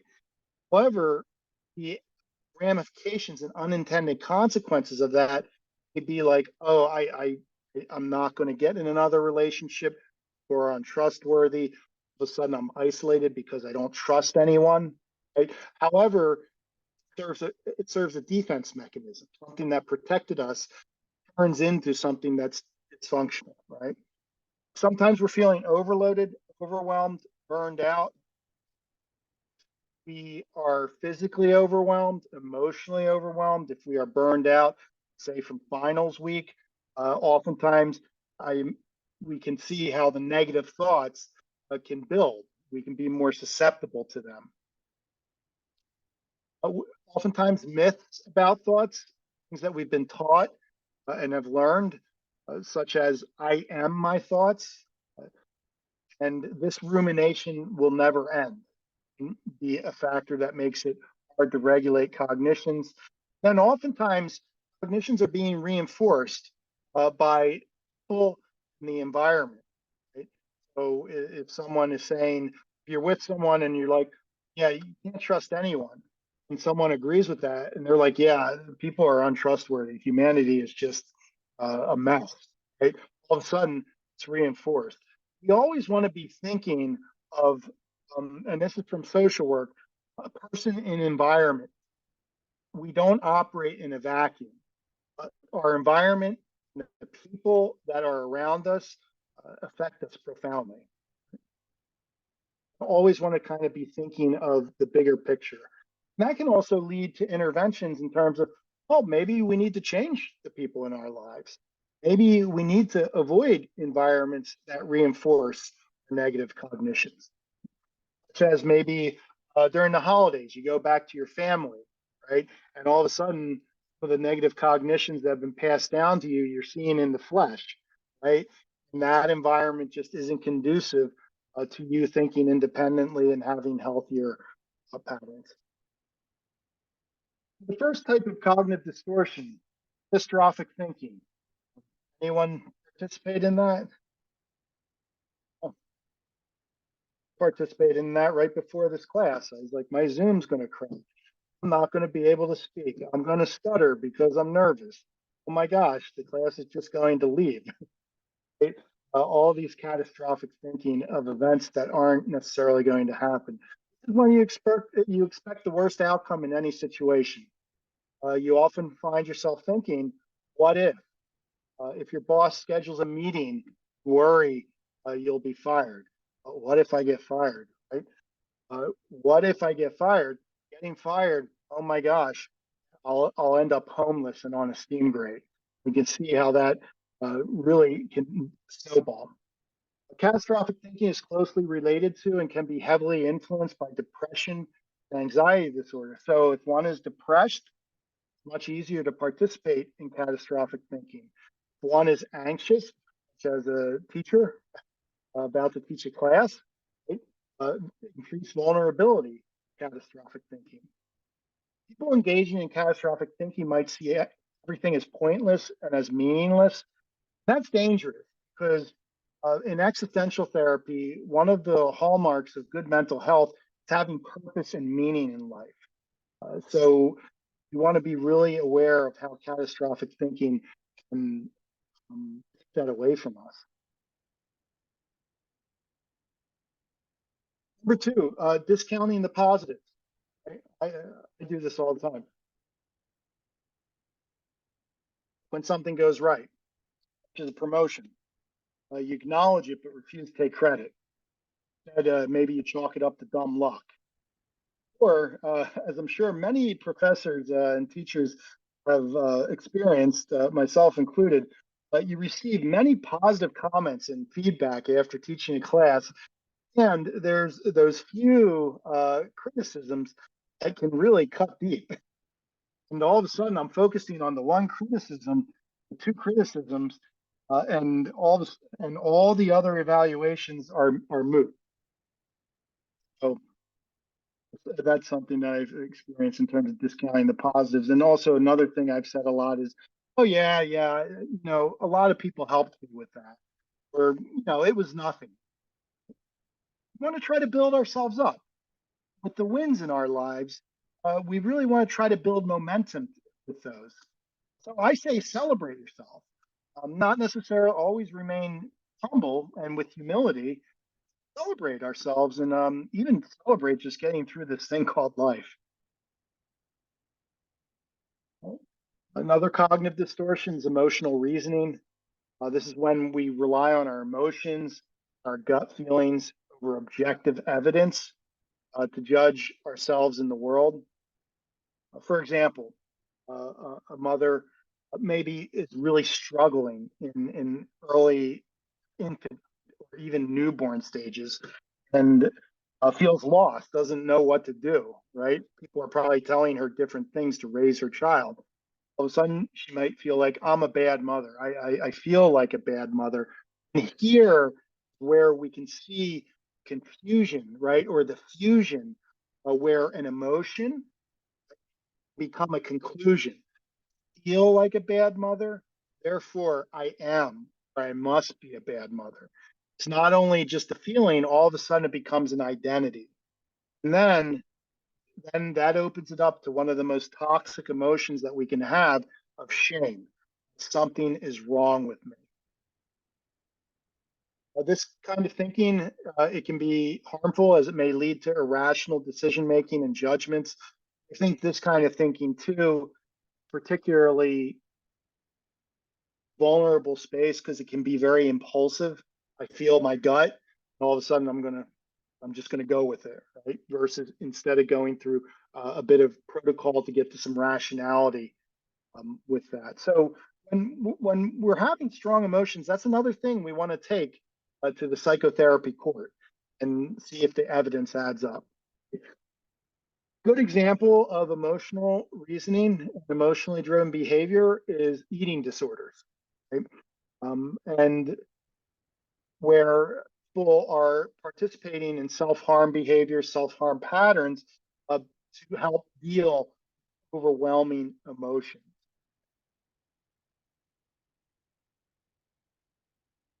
Fourth cognitive distortion is labeling and mislabeling. This is where we often define ourselves and others with negative labels. We assign labels, focus on one past behavior or event. Your coworker is quote unquote lazy because they came to work late. You're stupid because you failed the math test, right? And all of a sudden, those labels can become very sticky. We can carry them on with us, and all of a sudden, the next math test comes up. We feel like we're stupid. Therefore, why even study, right? And then we fail another math. Labeling and mislabeling can really damage our self-esteem and their view of other people. They can create disconnects in relationships. This thinking can have effects similar to depression. Mental filtering. So instead of wearing rose-colored glasses, perhaps you're wearing gray-colored glasses, and you view yourself, your life, and your future through a negative lens, and you ignore anything positive. I actually had a client recently talk about this type of distortion, almost like a wedding veil, where it's over their eyes and it's just kind of a gray wedding veil, and all there is this like muted existence, and not positive, not vibrant, not full of life. Filtering can increase feelings of hopelessness and helplessness. Mental filtering can be linked to depression and suicidal thoughts. And people exhibiting mental filtering might isolate themselves from others. Right? If we're viewing ourselves and our lives through a negative lens, we may isolate others, and we also might drive others away. Here's a big one: jumping to conclusions. So jumping to conclusions, pretty self-explanatory, but we're basing our decisions not on what someone says or does, but on what you believe they're thinking. All of a sudden, we're doing this mind reading thing again. Don't ask what the other person thinks or feels.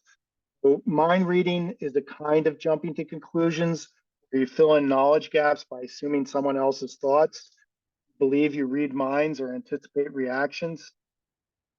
Fortune telling is a bit of a form of cognitive distortion related to jumping to conclusions. However, on an individual basis, you insist that you can predict the future regardless of what you do. An example of that is fortune telling. I'm going to be famous without working hard, or I'll always be a failure, so hard work is a waste of time. I want to ask people who's guilty of mind reading in relationships. Can you give a small example? Can I give the example? Absolutely, November. Thank you. Um, it'd be like someone is insecure or angry and they don't tell their partner, and they're like, "Oh, they know why I'm mad. I'm not gonna tell them. They should know I'm mad." Right. Perfect. It's a great example. Mind reading is something you really want to be aware of in relationships, because can lead to ruptures. So if you find yourself mind reading, jumping to conclusions in a relational sense, stop skill that, slow it down, and let's observe and describe and see what's going on. Right? A lot of the antidote to these cognitive distortions, slowing it down. Overgeneralization. People who overgeneralize apply their experience from one event to another. If your marriage ended in divorce, you may think you're not worthy of love. The result, you might conclude you should never date again. And overgeneralizing can really lead to damaged self-esteem and also really poison your worldview. This is a big one. And I really want to focus on this, and I'm trying to come at this from a little different angle. I wanted to try to mix some philosophical and also kind of spiritual wisdom in here. That'll be in the video here. Personalization. If people often tell you stop taking this so personally, then you likely experience personalization. You blame yourself for things outside of your control. Falsely believe that everything that someone says or does is a direct reaction to you. Personalization is a self-centered thing. It's really thinking like there's a lot more responsibility on your space, or oftentimes people are acting in ways that have nothing to do with you. Personalization can also convince us that we're being targeted and excluded. It can also cause you to compare yourself to others. And, this is a little bit of the alternative wisdom here. There's a book called The Four Agreements, which I highly recommend, based on ancient Toltec wisdom. However, there are a lot of behavioral therapy, also dialectical behavior therapy embedded in this. I actually taught an advanced DBT class a number of years ago based on this book. It's just a short video about the second agreement, which is don't take anything personally.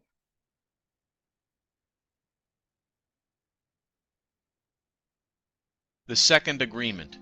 Don't take anything personally. When things happen all around you, make sure not to take them personally. If someone sees you in the street and calls you an idiot without having met you before, the situation is about them, not you. If you take it personally, perhaps you may think you really are an idiot. You only take a thing personally if you believe that it is true for you. You agree with what was said, and as soon as you agree, you take the poison, and you are trapped in a dream of hell. The reason you become trapped is because you have this thing called personal importance. The idea of personal importance is where we are fully into ourself, into selfishness. In this concept, we agree that everything is all about us. When we are taught to dream in a certain way in our education, we learn to take everything personally. We take responsibility for everything, even if it has nothing to do with us. We always think, me, me, me, always me. The situation may seem very personal, but even then, it's not. Direct insults have nothing to do with us. The thoughts and opinions of others and their actions are all based on their own personal agreements. Agreements they hold in their own minds. Others may send garbage and poison your way, but if you don't agree to it and don't accept it, it's not your poison. If you take things personally, easily, then you become an easy target. Don't take things personally when people say you are the best or when people say you are the worst. Do not feel the urge or need to need compliments and validation from others. Be yourself fully. Don't take what others say or do personally. They're simply dealing with themselves, and since they can't deal with themselves in a more positive way, they are angry and lash out at others. Remember that you are the director, producer, and main character in your own movie. Your movie is directed, produced, and played by the agreements that you make. The only way to be is to live without fear, to love and to get rid of negative emotions. When you do this, you will find that you're in a state of bliss. Stay in that state of bliss and never leave it. It's up to you if you want to stay or leave. You always make that choice. You will be happier if you choose to stay in the state of bliss. The many voices that you're hearing in your own mind, don't take them personally either.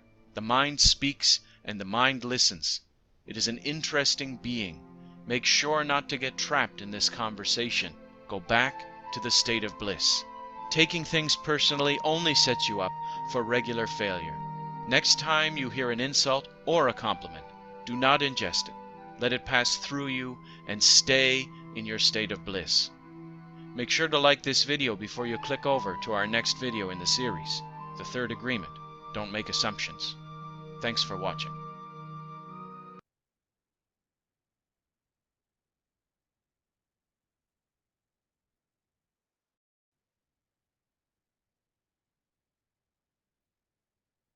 So the second agreement is a very powerful one, and I think ties a lot of these things together.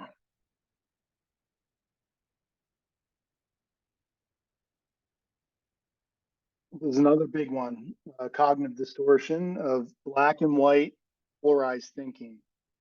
This type of thinking deals in extremes. People in situations are either great or terrible. You believe you're either destined for success or failure. This type of thinking does not allow room for balanced perspectives or outcomes. So, can you give me an example of black and white thinking? Black and white thinking that maybe you struggle with sometimes. I just know that people with borderline personality disorder have black and white thinking, and an example would be like, oh, life is really great, or life is really bad, or I love this person, or I hate this person. So it's just like completely opposite from each other. Right, right. Wonderful example. Reminds me of a classic text on borderline personality disorder. I think it's written in the 70s. I hate you, don't leave me. That's a great example. One day, the borderline personality disorder person, their person, is the best in the world. My boyfriend is the best in the world. All of a sudden, he shows up 15 minutes late for lunch, and all of a sudden, there's the demonization. He's an asshole, the worst in the world, right? And there's no middle ground. Uh, this type of thinking does not allow room for balanced perspectives or outcomes. The world is very gray. There are gradients to this world. It's not as simple as black and white or polarized thinking. Even too, a good example of polarized and black and white thinking, I feel, is the state of our country right now in the political climate, where we just have one side and the other, and there's not much meeting in the middle. One of the antidotes to black and white thinking, and we'll get into this in the DBT training, is training ourselves to think dialectically, where you can have two opposing poles of thought, they can coexist, and not one is right or wrong. Cognitive distortion of should statements. Have a list. So you want to be really aware of your shoulda, coulda, woulda. Have a list of rules for how people should and shouldn't behave, including yourself. Constantly blaming yourself or others for what should have been said or done wasn't can increase stress and anxiety. You'll never be happy if you always focus on what should have been. And I always tell clients if they're going down this route or using a lot of shoulds, I'm like, stop shoulding all over yourself. Okay? Here's a short video on the tyranny of the shoulds. How shoulds can hold us hostage. This comes out of a German college. It's Karen Horney, I believe, in the 1950s. Very, very powerful contribution with the tyranny of the shoulds.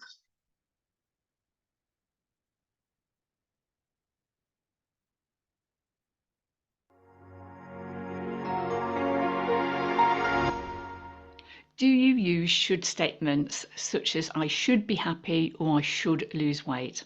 Should statements are a type of negative thinking pattern known as a cognitive distortion. They negatively impact your mental health and contribute to anxiety and depression. Should statements can also make you feel as if you have failed. For example, Michaela has a fear of flying, but she has to travel by air for her job as an IT consultant. She tells herself, I should be over this fear by now. I shouldn't feel this way, and I shouldn't be going away and leaving the children. Michaela's self-talk actually leads her to feel more anxious. She also feels a sense of shame as she believes she isn't living up to her potential. Albert Ellis, the founder of Rational Emotive Behavior Therapy, or REBT, said that commands such as should, ought, and must contribute to and maintain psychological distress. Ellis believes these commands come under three main categories: self-demandingness, other demandingness, and world demandingness. For example, I should be able to solve every problem. You absolutely must treat me very well at all times. The conditions under which I live should always be easy and comfortable. Ellis explains that this absolutist way of thinking will create unnecessary psychological disturbance. Clayton Barbeau called it shoulding yourself. So within the psychology profession, it's a well-known fact that putting pressure on yourself via the use of should commands negatively impacts your mental health. The psychoanalyst Karen Horney named this experience the tyranny of the should. Horney believed that should commands cause disturbance because they generate a split between your real self, who you really are, and your ideal self, who you strive to be. Your ideal self is actually created out of your should commands. Now, the ideal self is not a positive goal. It's unrealistic and an impossible standard. It can also make you feel that your real self is flawed. Horney explains the aim of psychological therapy is to help you let go of these should commands and to be who you really are, your real self, not an idealized version of yourself. So the first step of letting go of your should commands is to notice them. You may want to write them down. It can also be helpful to analyse where they come from. For example, if you notice the should command, men shouldn't cry, you might recognise you internalise that from your dad. Now, this process of internalising others' opinions or beliefs is called introjection. So it's important to ask yourself, where does this should come from? And does it fit with my current values and beliefs? It's also helpful to experiment converting your should statements to preferences, such as I want to, I choose to, and I will. So instead of saying I shouldn't cry, it would be more helpful to say I will allow myself to cry. You could change I should lose weight to I will lose weight. Or I should have a better job to I choose to get a better job. Do you notice the difference? The should statements sound like you're putting pressure on yourself, and the preferences feel lighter and indicate a decision or a goal. To unhook from unhelpful patterns of thinking and take what you have learned to the next level, click on the ABCDE exercise, which is on the screen now. And I look forward to seeing you soon.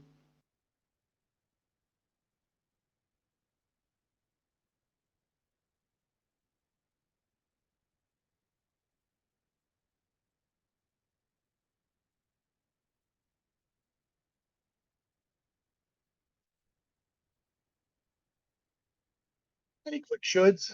People are, yeah, it's November. Go for it.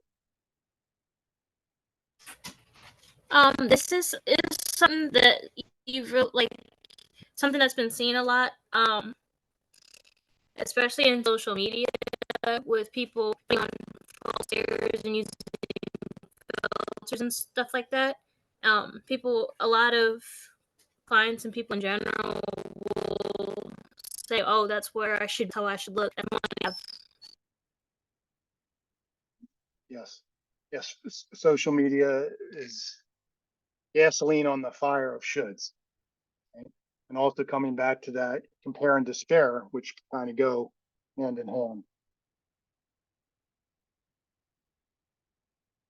Maybe too, just to tie together shoulds and black and white thinking is in terms of your semester.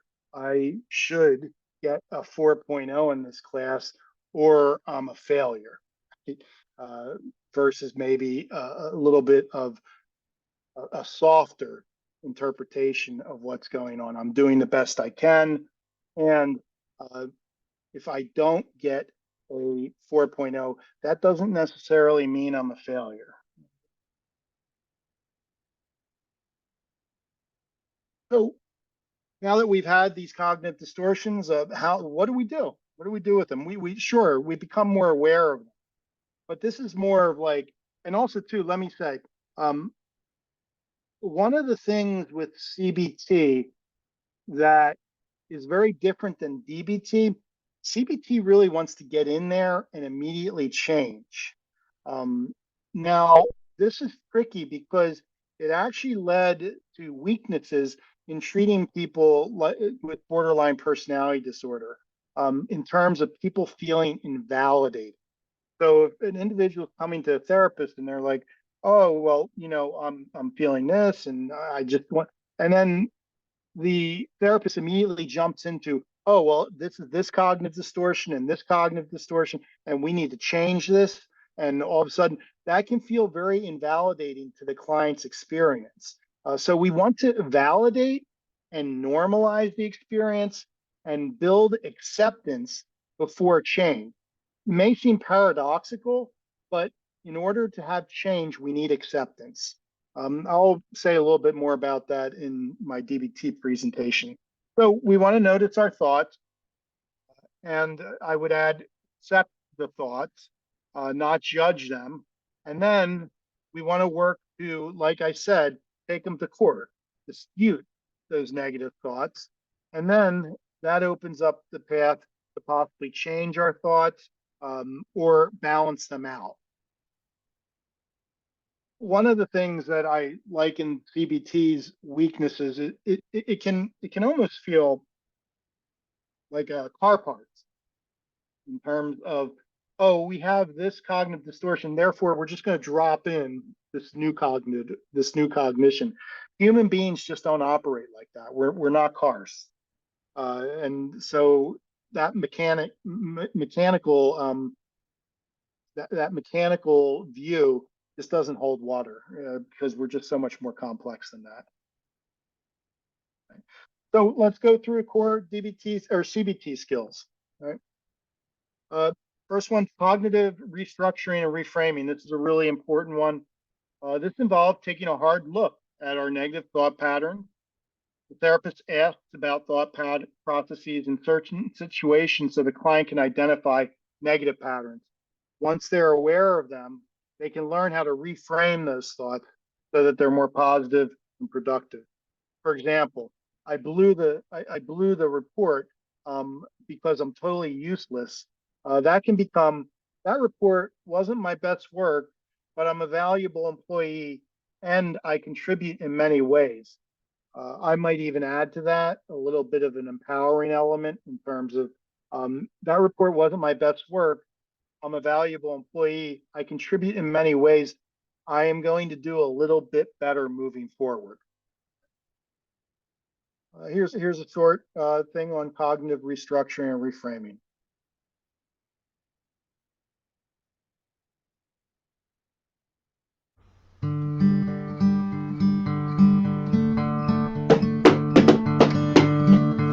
Oh, hey, didn't see you there. I hope you enjoyed this segment on cognitive restructuring. Okay, so what we're going to talk about today is cognitive restructuring, and when you're doing any type of cognitive behavioral therapy, kind of the ultimate goal is to help people think more rationally and expand their perceptions beyond kind of some of the narrow and limited beliefs that we can all fall subject to.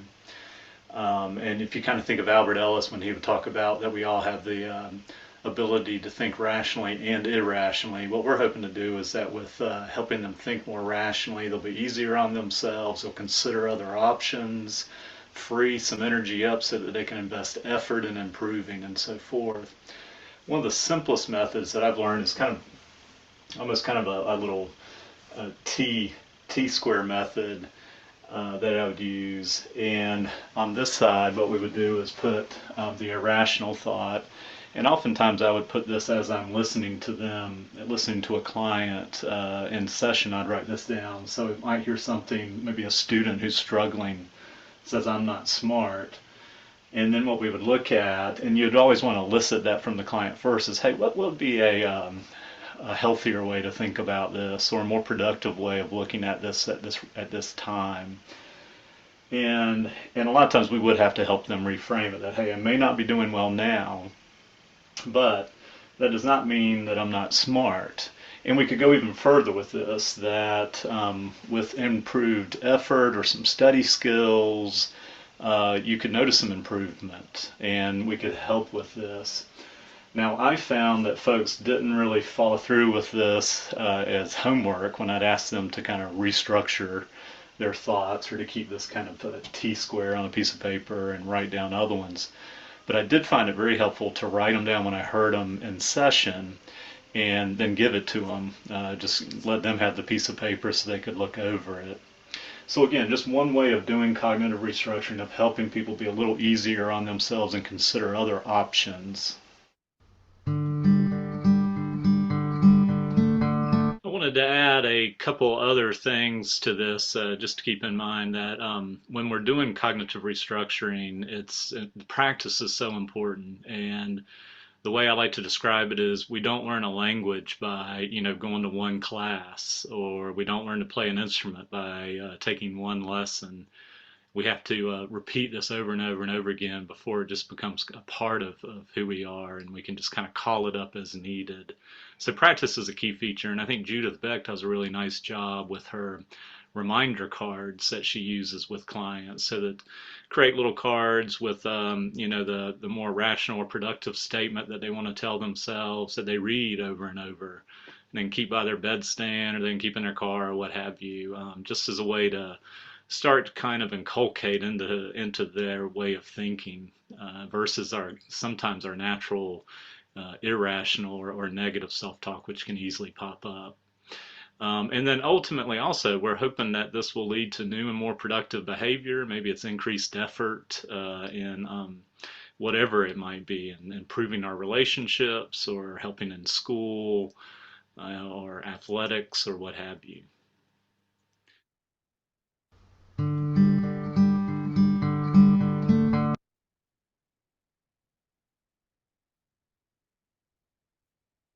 And I also too just want to highlight, all of these skills are being practiced from a frame of self-compassion, right?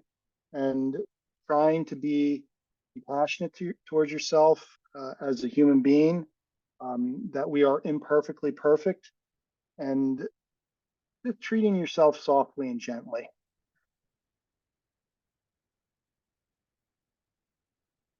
Second one is guided discovery. In guided discovery, the therapist will acquaint themselves with the client's viewpoint. They'll ask questions designed to challenge beliefs and broaden thinking. You may see the Socratic method here, where a therapist is kind of leading a little bit and asking dialectical questions to kind of maybe punch some holes in the client's viewpoint. Not in an aggressive way, but again, did you consider this, right? The client may be asked to give evidence that supports their assumptions, as well as evidence that does not.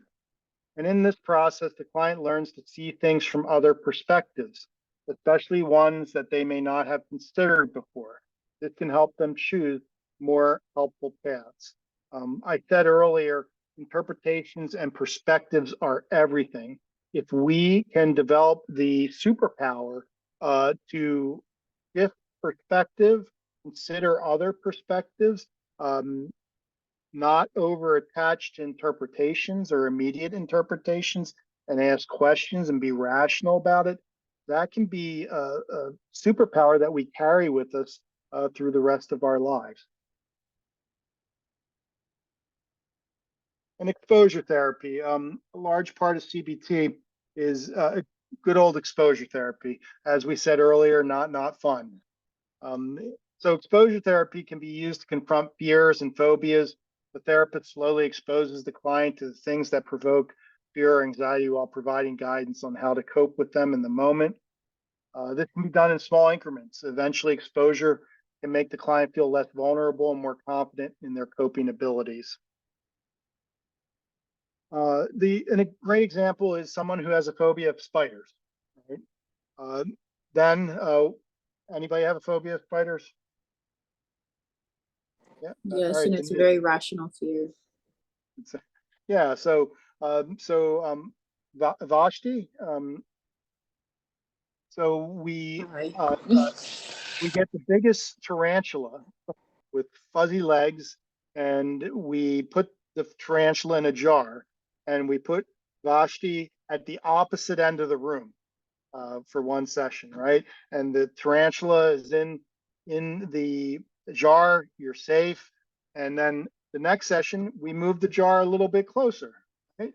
And then the next session we move the jar maybe right next to you, with perhaps getting to the point where we can lift the jar and Vashti can hold the tarantula in her hand. Or maybe not. So, there's a video about exposure therapy here. You guys are going to have the slides for this in service of time, and to give some time to Q&A, some dynamic Q&A at the end. I'll skip this video. However, I encourage you to go through these slides. There's so much information. You probably have enough schoolwork though, but you'll have the slides if you want to go a little bit deeper. Right? Another big thing, journaling and thought records. So writing is a proven way of getting in touch with your own thoughts. I'm also a big believer in terms of writing with hand, pen to paper. That is a much different process than typing. So the therapist may ask the client to list negative thoughts that occurred to them between sessions, as well as positive thoughts, alternate thoughts that they can choose. And also another writing exercise is to keep track of the new thoughts and new behaviors that are put into practice since the last session. Putting in a writing can really help clients see how far they've come. It doesn't necessarily need to be structured though. It can just be free journaling as well, especially if you are experiencing a high level of thought distortion or a high level of dysfunction, right? You can just vomit on a piece of paper and not let it all be internal. Because when we are internally trying to sort through these thoughts, they oftentimes echo, they gain reverb, they get louder, right? And they get even more distorted. However, getting it out on a piece of paper can be cathartic, right? And also, too, seeing the thoughts on a piece of paper can give a different perspective. Also, sometimes it's interesting to go back to old journals. I look at old journals of mine and I'm like, what the hell? You're completely wrong in this perception of the world.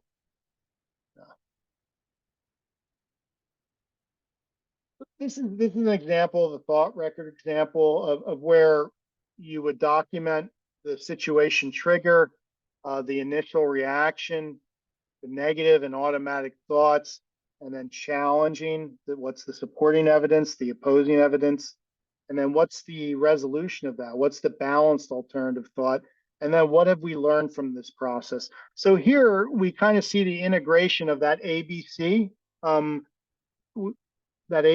foundation in terms of an event, and then running through this protocol. Another thing too I really like about CBT is if we don't have the ability to think on the fly of a distressing situation, like we're in the sauce, as one of my clients says, we can go to a protocol. Like we can almost go to a flow chart of, okay, this is what I'm doing. I'm going to thought record this. I'm going to take a look at this. And that can be very calming in a way and grounding. It's almost like a football for me in terms of if certain thing is presenting itself or certain defense is presenting itself, I can switch to my progressions and go through my progressions and my skills and get myself on better ground.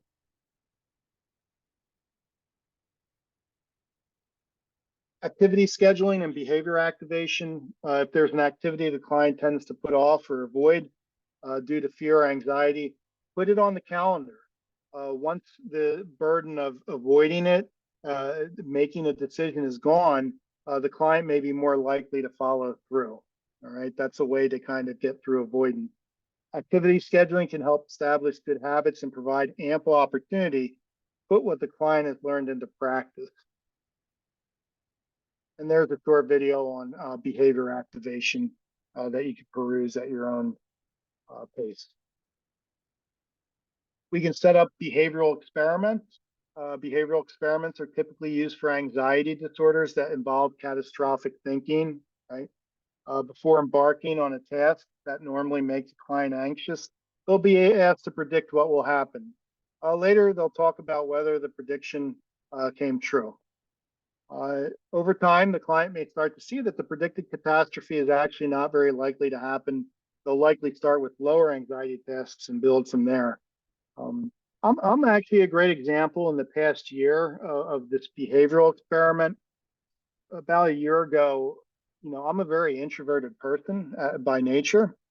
So to speak in front of people is still very anxiety provoking and leads to a lot of distorted cognitions. However, in working with my therapist, I've been really able to first set up small talks, right, where I experienced some success. Where before I would think, oh my gosh, I'm going to be in front of all these people, I'm going to have a panic attack, and I'm just going to have to shut off the Zoom and run away. Right? By doing some behavioral experiments and then building up, all of a sudden I have the privilege of being here with you and teaching this the CBT class, hopefully competently enough that you're picking up on some of these concepts. No need to try and absorb all of this too. Oftentimes it takes clinicians years to really get a fix on this. And then over time, the client, I see that I've done this talk, I've done this class, I haven't ended up in a panic attack on the floor, fainted, right?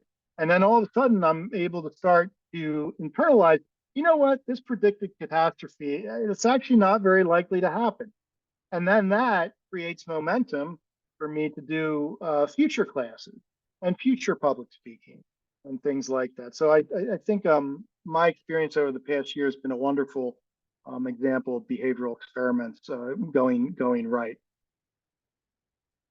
Relaxation techniques. Clients may be taught some progressive relaxation techniques, such as the deep breathing exercise we did at the beginning, muscle relaxation, progressive muscle relaxation, and then also imagery. That's about a 3-minute meditation that maybe we'll do at the end. However, the client learns very practical skills to help lower stress and increase their sense of control. This can be helpful in dealing with phobias, social anxieties, and other stressors. This is a good example of going through progressions. So let's say I'm feeling deep anxiety. Instead of asking, oh my gosh, why am I feeling this way? How do I get out of this? I have already a set protocol that, oh, muscle relaxation worked for me. And you know what? I'm going to combine that with some deep breathing. And that's what I do. That's the action oriented versus trying to figure out the whys. Sometimes we have to put the whys aside and be like, what am I doing? What progressions am I going through to address my current state? Number 8 is role playing. So in difficult behaviors and potentially difficult situations. For example, a client has a performance review coming up with their employer, and they're really worried about being effective in that conversation. What we can do is set up a role play where I'm the boss and they're coming in for their performance evaluation, we can do a simulation and it can lessen fear and we can improve problem solving skills in a preventative way. We can gain familiarity and confidence in certain situations, practice social skills in a safe environment, become more assertive, and improve our communication skills. I also actually found that role play can really help build a treatment relationship. I actually ran a group um, in terms of a role playing group, a therapy group where we did role plays of different situations that clients wanted to work on. It was a group of about 10 people. And after the 10 weeks of that group, it was such a strong bond. So I feel like this skill can really build the treatment relationship. And I know I'm going to say this ad nauseum, which is one of the major mechanisms of change in the therapeutic arena, no matter what modality you are employing. I discussed this a little earlier in terms of, I don't like successive approximation. That's kind of a fancy term. Partialization is what I prefer. Again, this involves tasks that seem overwhelming and breaking them into smaller, more achievable steps. Each successive step builds upon the previous steps, so the client gains confidence as they go, bit by bit. I feel like a lot of mental health recovery and therapy is about building momentum. I see a lot of young clinicians coming out of master's programs thinking that there's really quick fixes, that we apply a technique and then all of a sudden it's fixed. I think a much more realistic notion of a healthy therapeutic process is small changes that build momentum and also positive psychological currency like self-esteem so that the client can do the next incremental step and the next incremental step. And then all of a sudden that builds into a big transformation. I like to say that change is incremental. Like in terms of turning over a new leaf, there's a lot of little steps that come up with being able to make that transformation into a new leaf. And that's a lot of times education I have to provide to new clients, because a lot of times new clients are coming in and being like, okay, I'm here, fix me. Right? So a good example of this would be like, oh, I have a client who wants to go back to school and get his master's. However, that's a big goal, right? The first goal was to go to the school and talk to an admissions counselor. And then what's the next step after that? Fill out one application, right? And then eventually, hopefully, he's in school. So coming to the end here, what I really like about CBT, I really like that it's goal directed and outcome focused. We're not doing psychoanalysis for 27 years where the client's coming in 4 or 5 times a week. We're helping people try to get better in shorter amounts of time. The structured protocol makes it easier for training therapists to learn and practice. CBT takes the emotion out of it, and there's a simplicity about that. A lot of therapies deal with emotion, and emotions are very, very powerful and important part of therapy. However, by focusing on the cognitions, there is a simplicity that I really enjoy about that. With some CBT oftentimes results in some immediate efficacy and improvement. When clients improve and sense that, they start to believe in the therapist, they start to believe in the treatment, and that increases engagement, and again, help build that treatment relationship. And then there is lots of research on CBT. It is one of the most exhaustively studied modalities in the past several decades. Some criticisms. Due to the structured nature of CBT, it may not be suitable for people with more complex mental health needs. Also, too, a blind spot is personality disorders or learning difficulties. Some critics argue that because CBT only addresses current problems and focuses on specific issues, that can be viewed as the surface, right?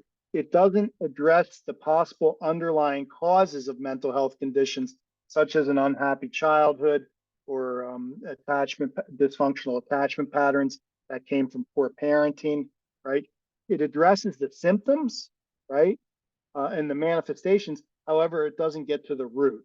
And this is where insight-oriented therapy, psychodynamic, psychoanalytic oriented therapies may be more helpful than CBT, or may integrate well with CBT. CBT focuses on the individual. It's a very individualistic treatment. So the social worker in me bristles at this a little bit because it focuses on the individual's capacity to change themselves and doesn't address wider problems in systems or family units that oftentimes have a significant impact on an individual's health and well-being. And as I said earlier, some individuals question the mechanisms of change in CBT. Dr. Marsha Lenehan, who I just have the utmost respect for her and for developing just what I see as a brilliant modality of DBT, saying you can't think yourself into new ways of acting. You can only act yourself into new ways of thinking. Bit of an absolutist statement. I think that there's some exceptions to this. However, I think it's an important consideration to push against the DBT a little bit. And also, too, in general, pushing back against modality, questioning authority, right? And not necessarily taking everything that is coming in your schooling at face value. You want to be able to have academic inquiry because actually that's how the stuff evolved. Such as Dr. Beck really working against psychoanalytic theory and coming up with this very powerful modality. So last slide here is the future of CBT and integration. CBT has been around a very, very long time. However, I think it does have a future. So what's next? What's the theoretical and clinical future of CBT? I think CBT has a place in the therapeutic world. However, I feel like it's diminishing a little bit and kind of being balanced out by some of these third and fourth wave behavioral therapies, such as DBT, ACT, and mentalization-based therapy. I think CBT can be a little bit too limited and myopic in terms of focusing on cognitions. And so more holistic and inclusive therapies that include thoughts, behaviors, and emotions, I think are the future. So CBT almost I see as a specialization within some of these third wave therapies. However, there's going to be continued specialization. So for example, CBT has been modified for trauma-focused CBT, CBT for PTSD, CBT for OCD. So I think that there is a future in the continued specialization of this. And then what I find really exciting, and I hope to be a part of in the second half of my career, is the fourth wave of CBT, which is high fidelity integrative CBT with seemingly incompatible modalities like modern psychoanalysis, existential integrative psychotherapy, internal family systems, which is a very hot therapy right now, dialectical behavior therapy, and somatic. And then lastly, you know, the future of DBT lies with all of you, therapists in training. It doesn't lie with me because I'm an old dog who might need to learn some new tricks. So I think that the future of CBT is individuals like you taking this, asking questions about it, and making it your own. And it really makes me excited to think about and gives me hope to think about where therapists in training, both at bachelor's level and master's level, take CBT. And in service of just helping as many people as possible. I'll save this slide for a little bit later, and we're at 11:47. That leaves us about 13 minutes. We'll close out with some gratitude, but I just want to open it up for general questions or impressions. You can also, doesn't necessarily need to be an impression or a question, excuse me. Starting to get a little fatigued.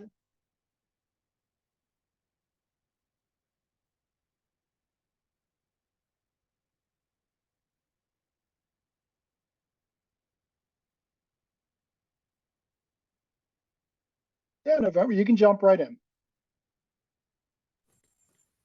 I've seen like certain counselors and social workers and therapists who don't try to delve deeper into the client's issues.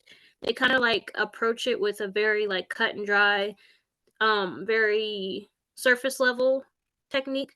I was wondering, how do I avoid kind of just how do I avoid not how do I with future clients, how do I like I'm trying to find a way to describe it. How do I avoid diagnosing issues of their problems? How do I like focus on the actual deeper issues?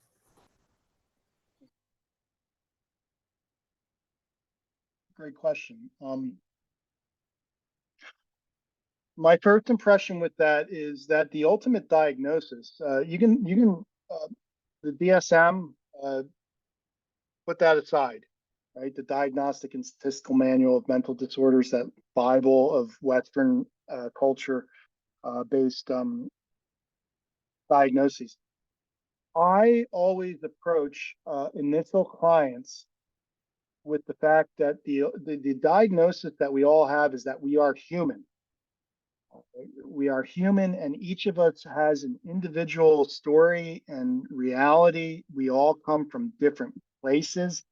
And I find that approaching that, instead of being like, I'm going to run through assessments and figure out pathology behind this and figure out what modality to apply, that is a way to humanize the client and make them feel like a human. Because if you go in too hard with your assessments and scales and go in and be like, oh, we need to do these thoughts, the client's going to feel dehumanized, right? And if we make people feel human and safe, and also to adopt an attitude of, one of my old mentors said, therapists are stupid, patients are smart, right? If we can adopt a curiosity and let the patient lead us, right? Equalize the therapy ground, then I find that the story emerges. Also, too, one of the things I educate clients, and this comes from my modern psychoanalytic background. I spent almost 10 years in psychoanalytic training, putting people on the couch, trying to help them say everything, is presenting that other side of the assignment in terms of part of therapy is to say everything in here. So what that means is past, present, future. It also means about what did you have for lunch, the surface and the deep and everything in between. So I think starting from that point versus a hard diagnostic point can be a way to invite some of those deeper conversations. And realize, though, November, that it takes time and you have to build trust and rapport. That answer your question? It's a great question.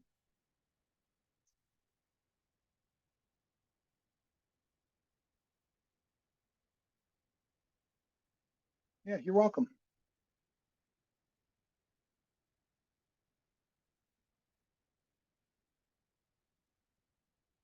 Yes. Wonderful. Any other closing questions or impressions at all? Or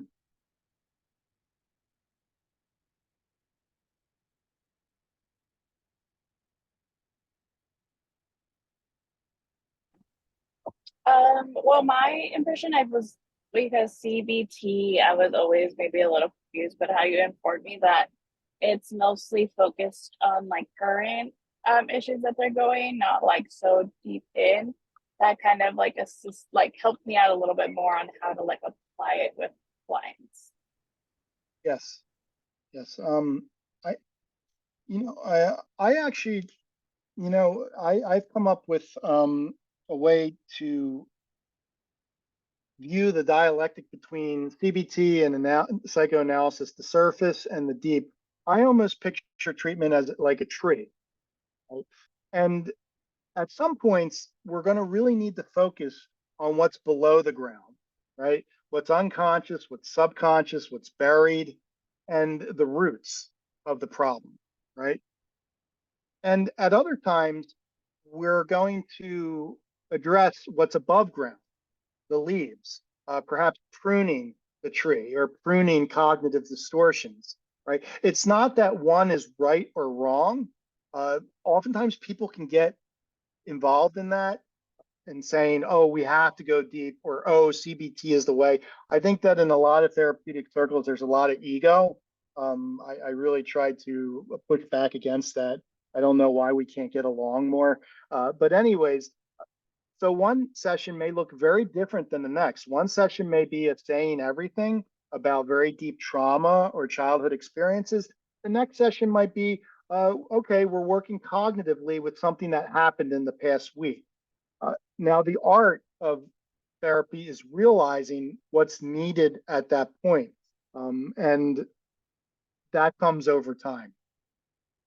As many brain scans and as many research studies and as much science that we want to bring to this, I'm a big believer that psychotherapy is an art. It's an art form, and it's almost like playing jazz or improvising a bit.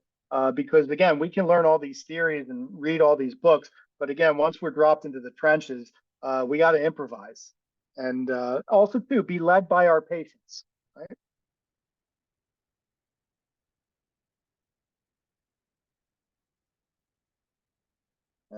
One more question before we close out.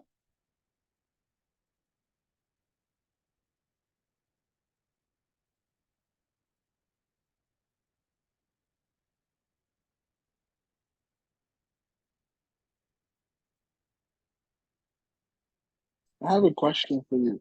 Um, CBT, right? When you're using it with a client, and is CBT one of those things that you can easily get done within like 10 sessions, or does it take longer to see the changes within the client and whatever they're struggling with? Great question.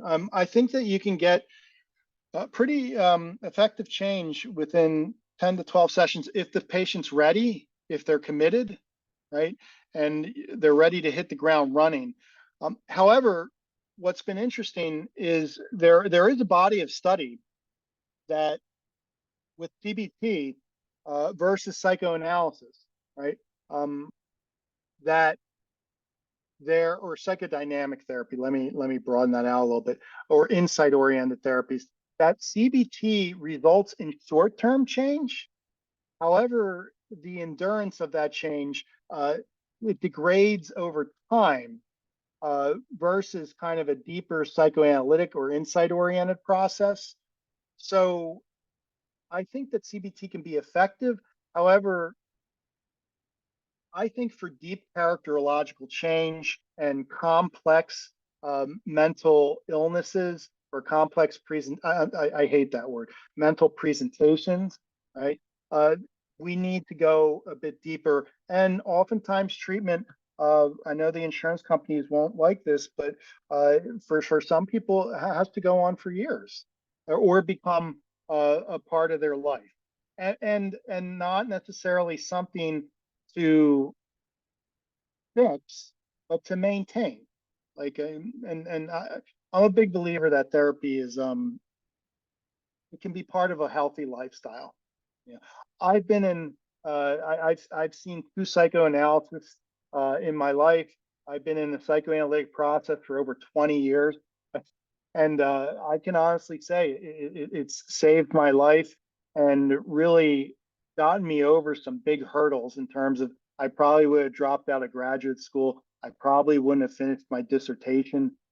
So these profound changes that wouldn't have happened without these long-term relationships. Many of my patients have been with me. I'm trying to think. My oldest one is over 12 years, and then yeah, and years. So whatever works though. And also too, whatever the client's requesting, right? If the client's just requesting a little bit of surface work, then we can go just with the CBT. Also, treatment can be cyclic. I've had so many clients do some treatment, like some CBT, right? And then come back maybe a year or two later and being like, oh, you know what? I want to work on some of this other stuff. Or, oh, I'm getting married and it's bringing up all this deep stuff in me. So it's a bit of a big answer to a really great question, Orlando. Thank you I for love that the question. response. Yeah, you guys are making me think. All right, well, we're close to time, so let me bring up that final slide here.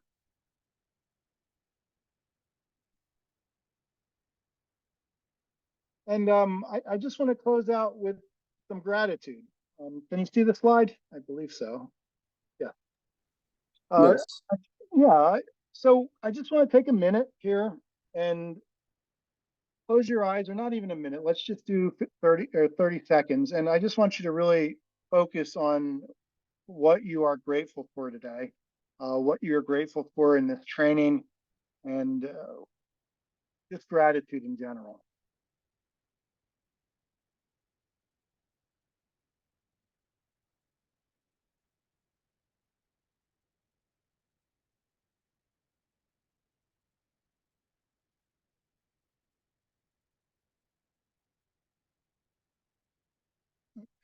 And deepest breath of the day, deep breath in.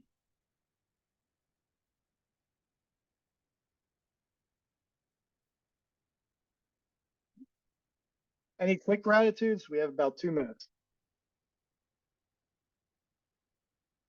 I like that you mentioned you would see a therapist, and because I believe that a lot like social workers and therapists should be seeing their own therapist just because of how overwhelming it could be, like how people can suffer from burnouts from this job. Mm-hmm. And also, especially because a lot of times we're operating in broken systems as well, right? If it was up to me to maintain licensure, therapists would have to have some type of process going on, not necessarily weekly, but maybe once a month, things like that. Yeah.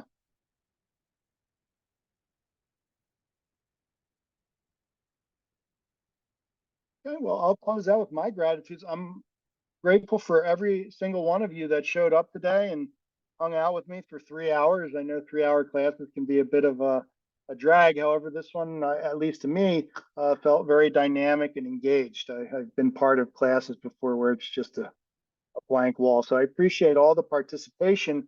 I appreciate Deasia. Thank you for getting me set up here. And these are the various ways to connect with me. Feel free to directly email me. Also, you can reach my practice at integrativedbt.com. You can connect with me on LinkedIn. I got on social media about a year ago. So LinkedIn is my social media. And I have my YouTube, which has some videos about therapy. I actually did an event last night on building websites for therapists. And then if you want to read some of my writing, you can go to medium.com. And feel free, again, to email me, stay in touch, and let me know some of these impressions. And I'm really grateful. I hope to see many of you in the DBT, because this will help it even come together more.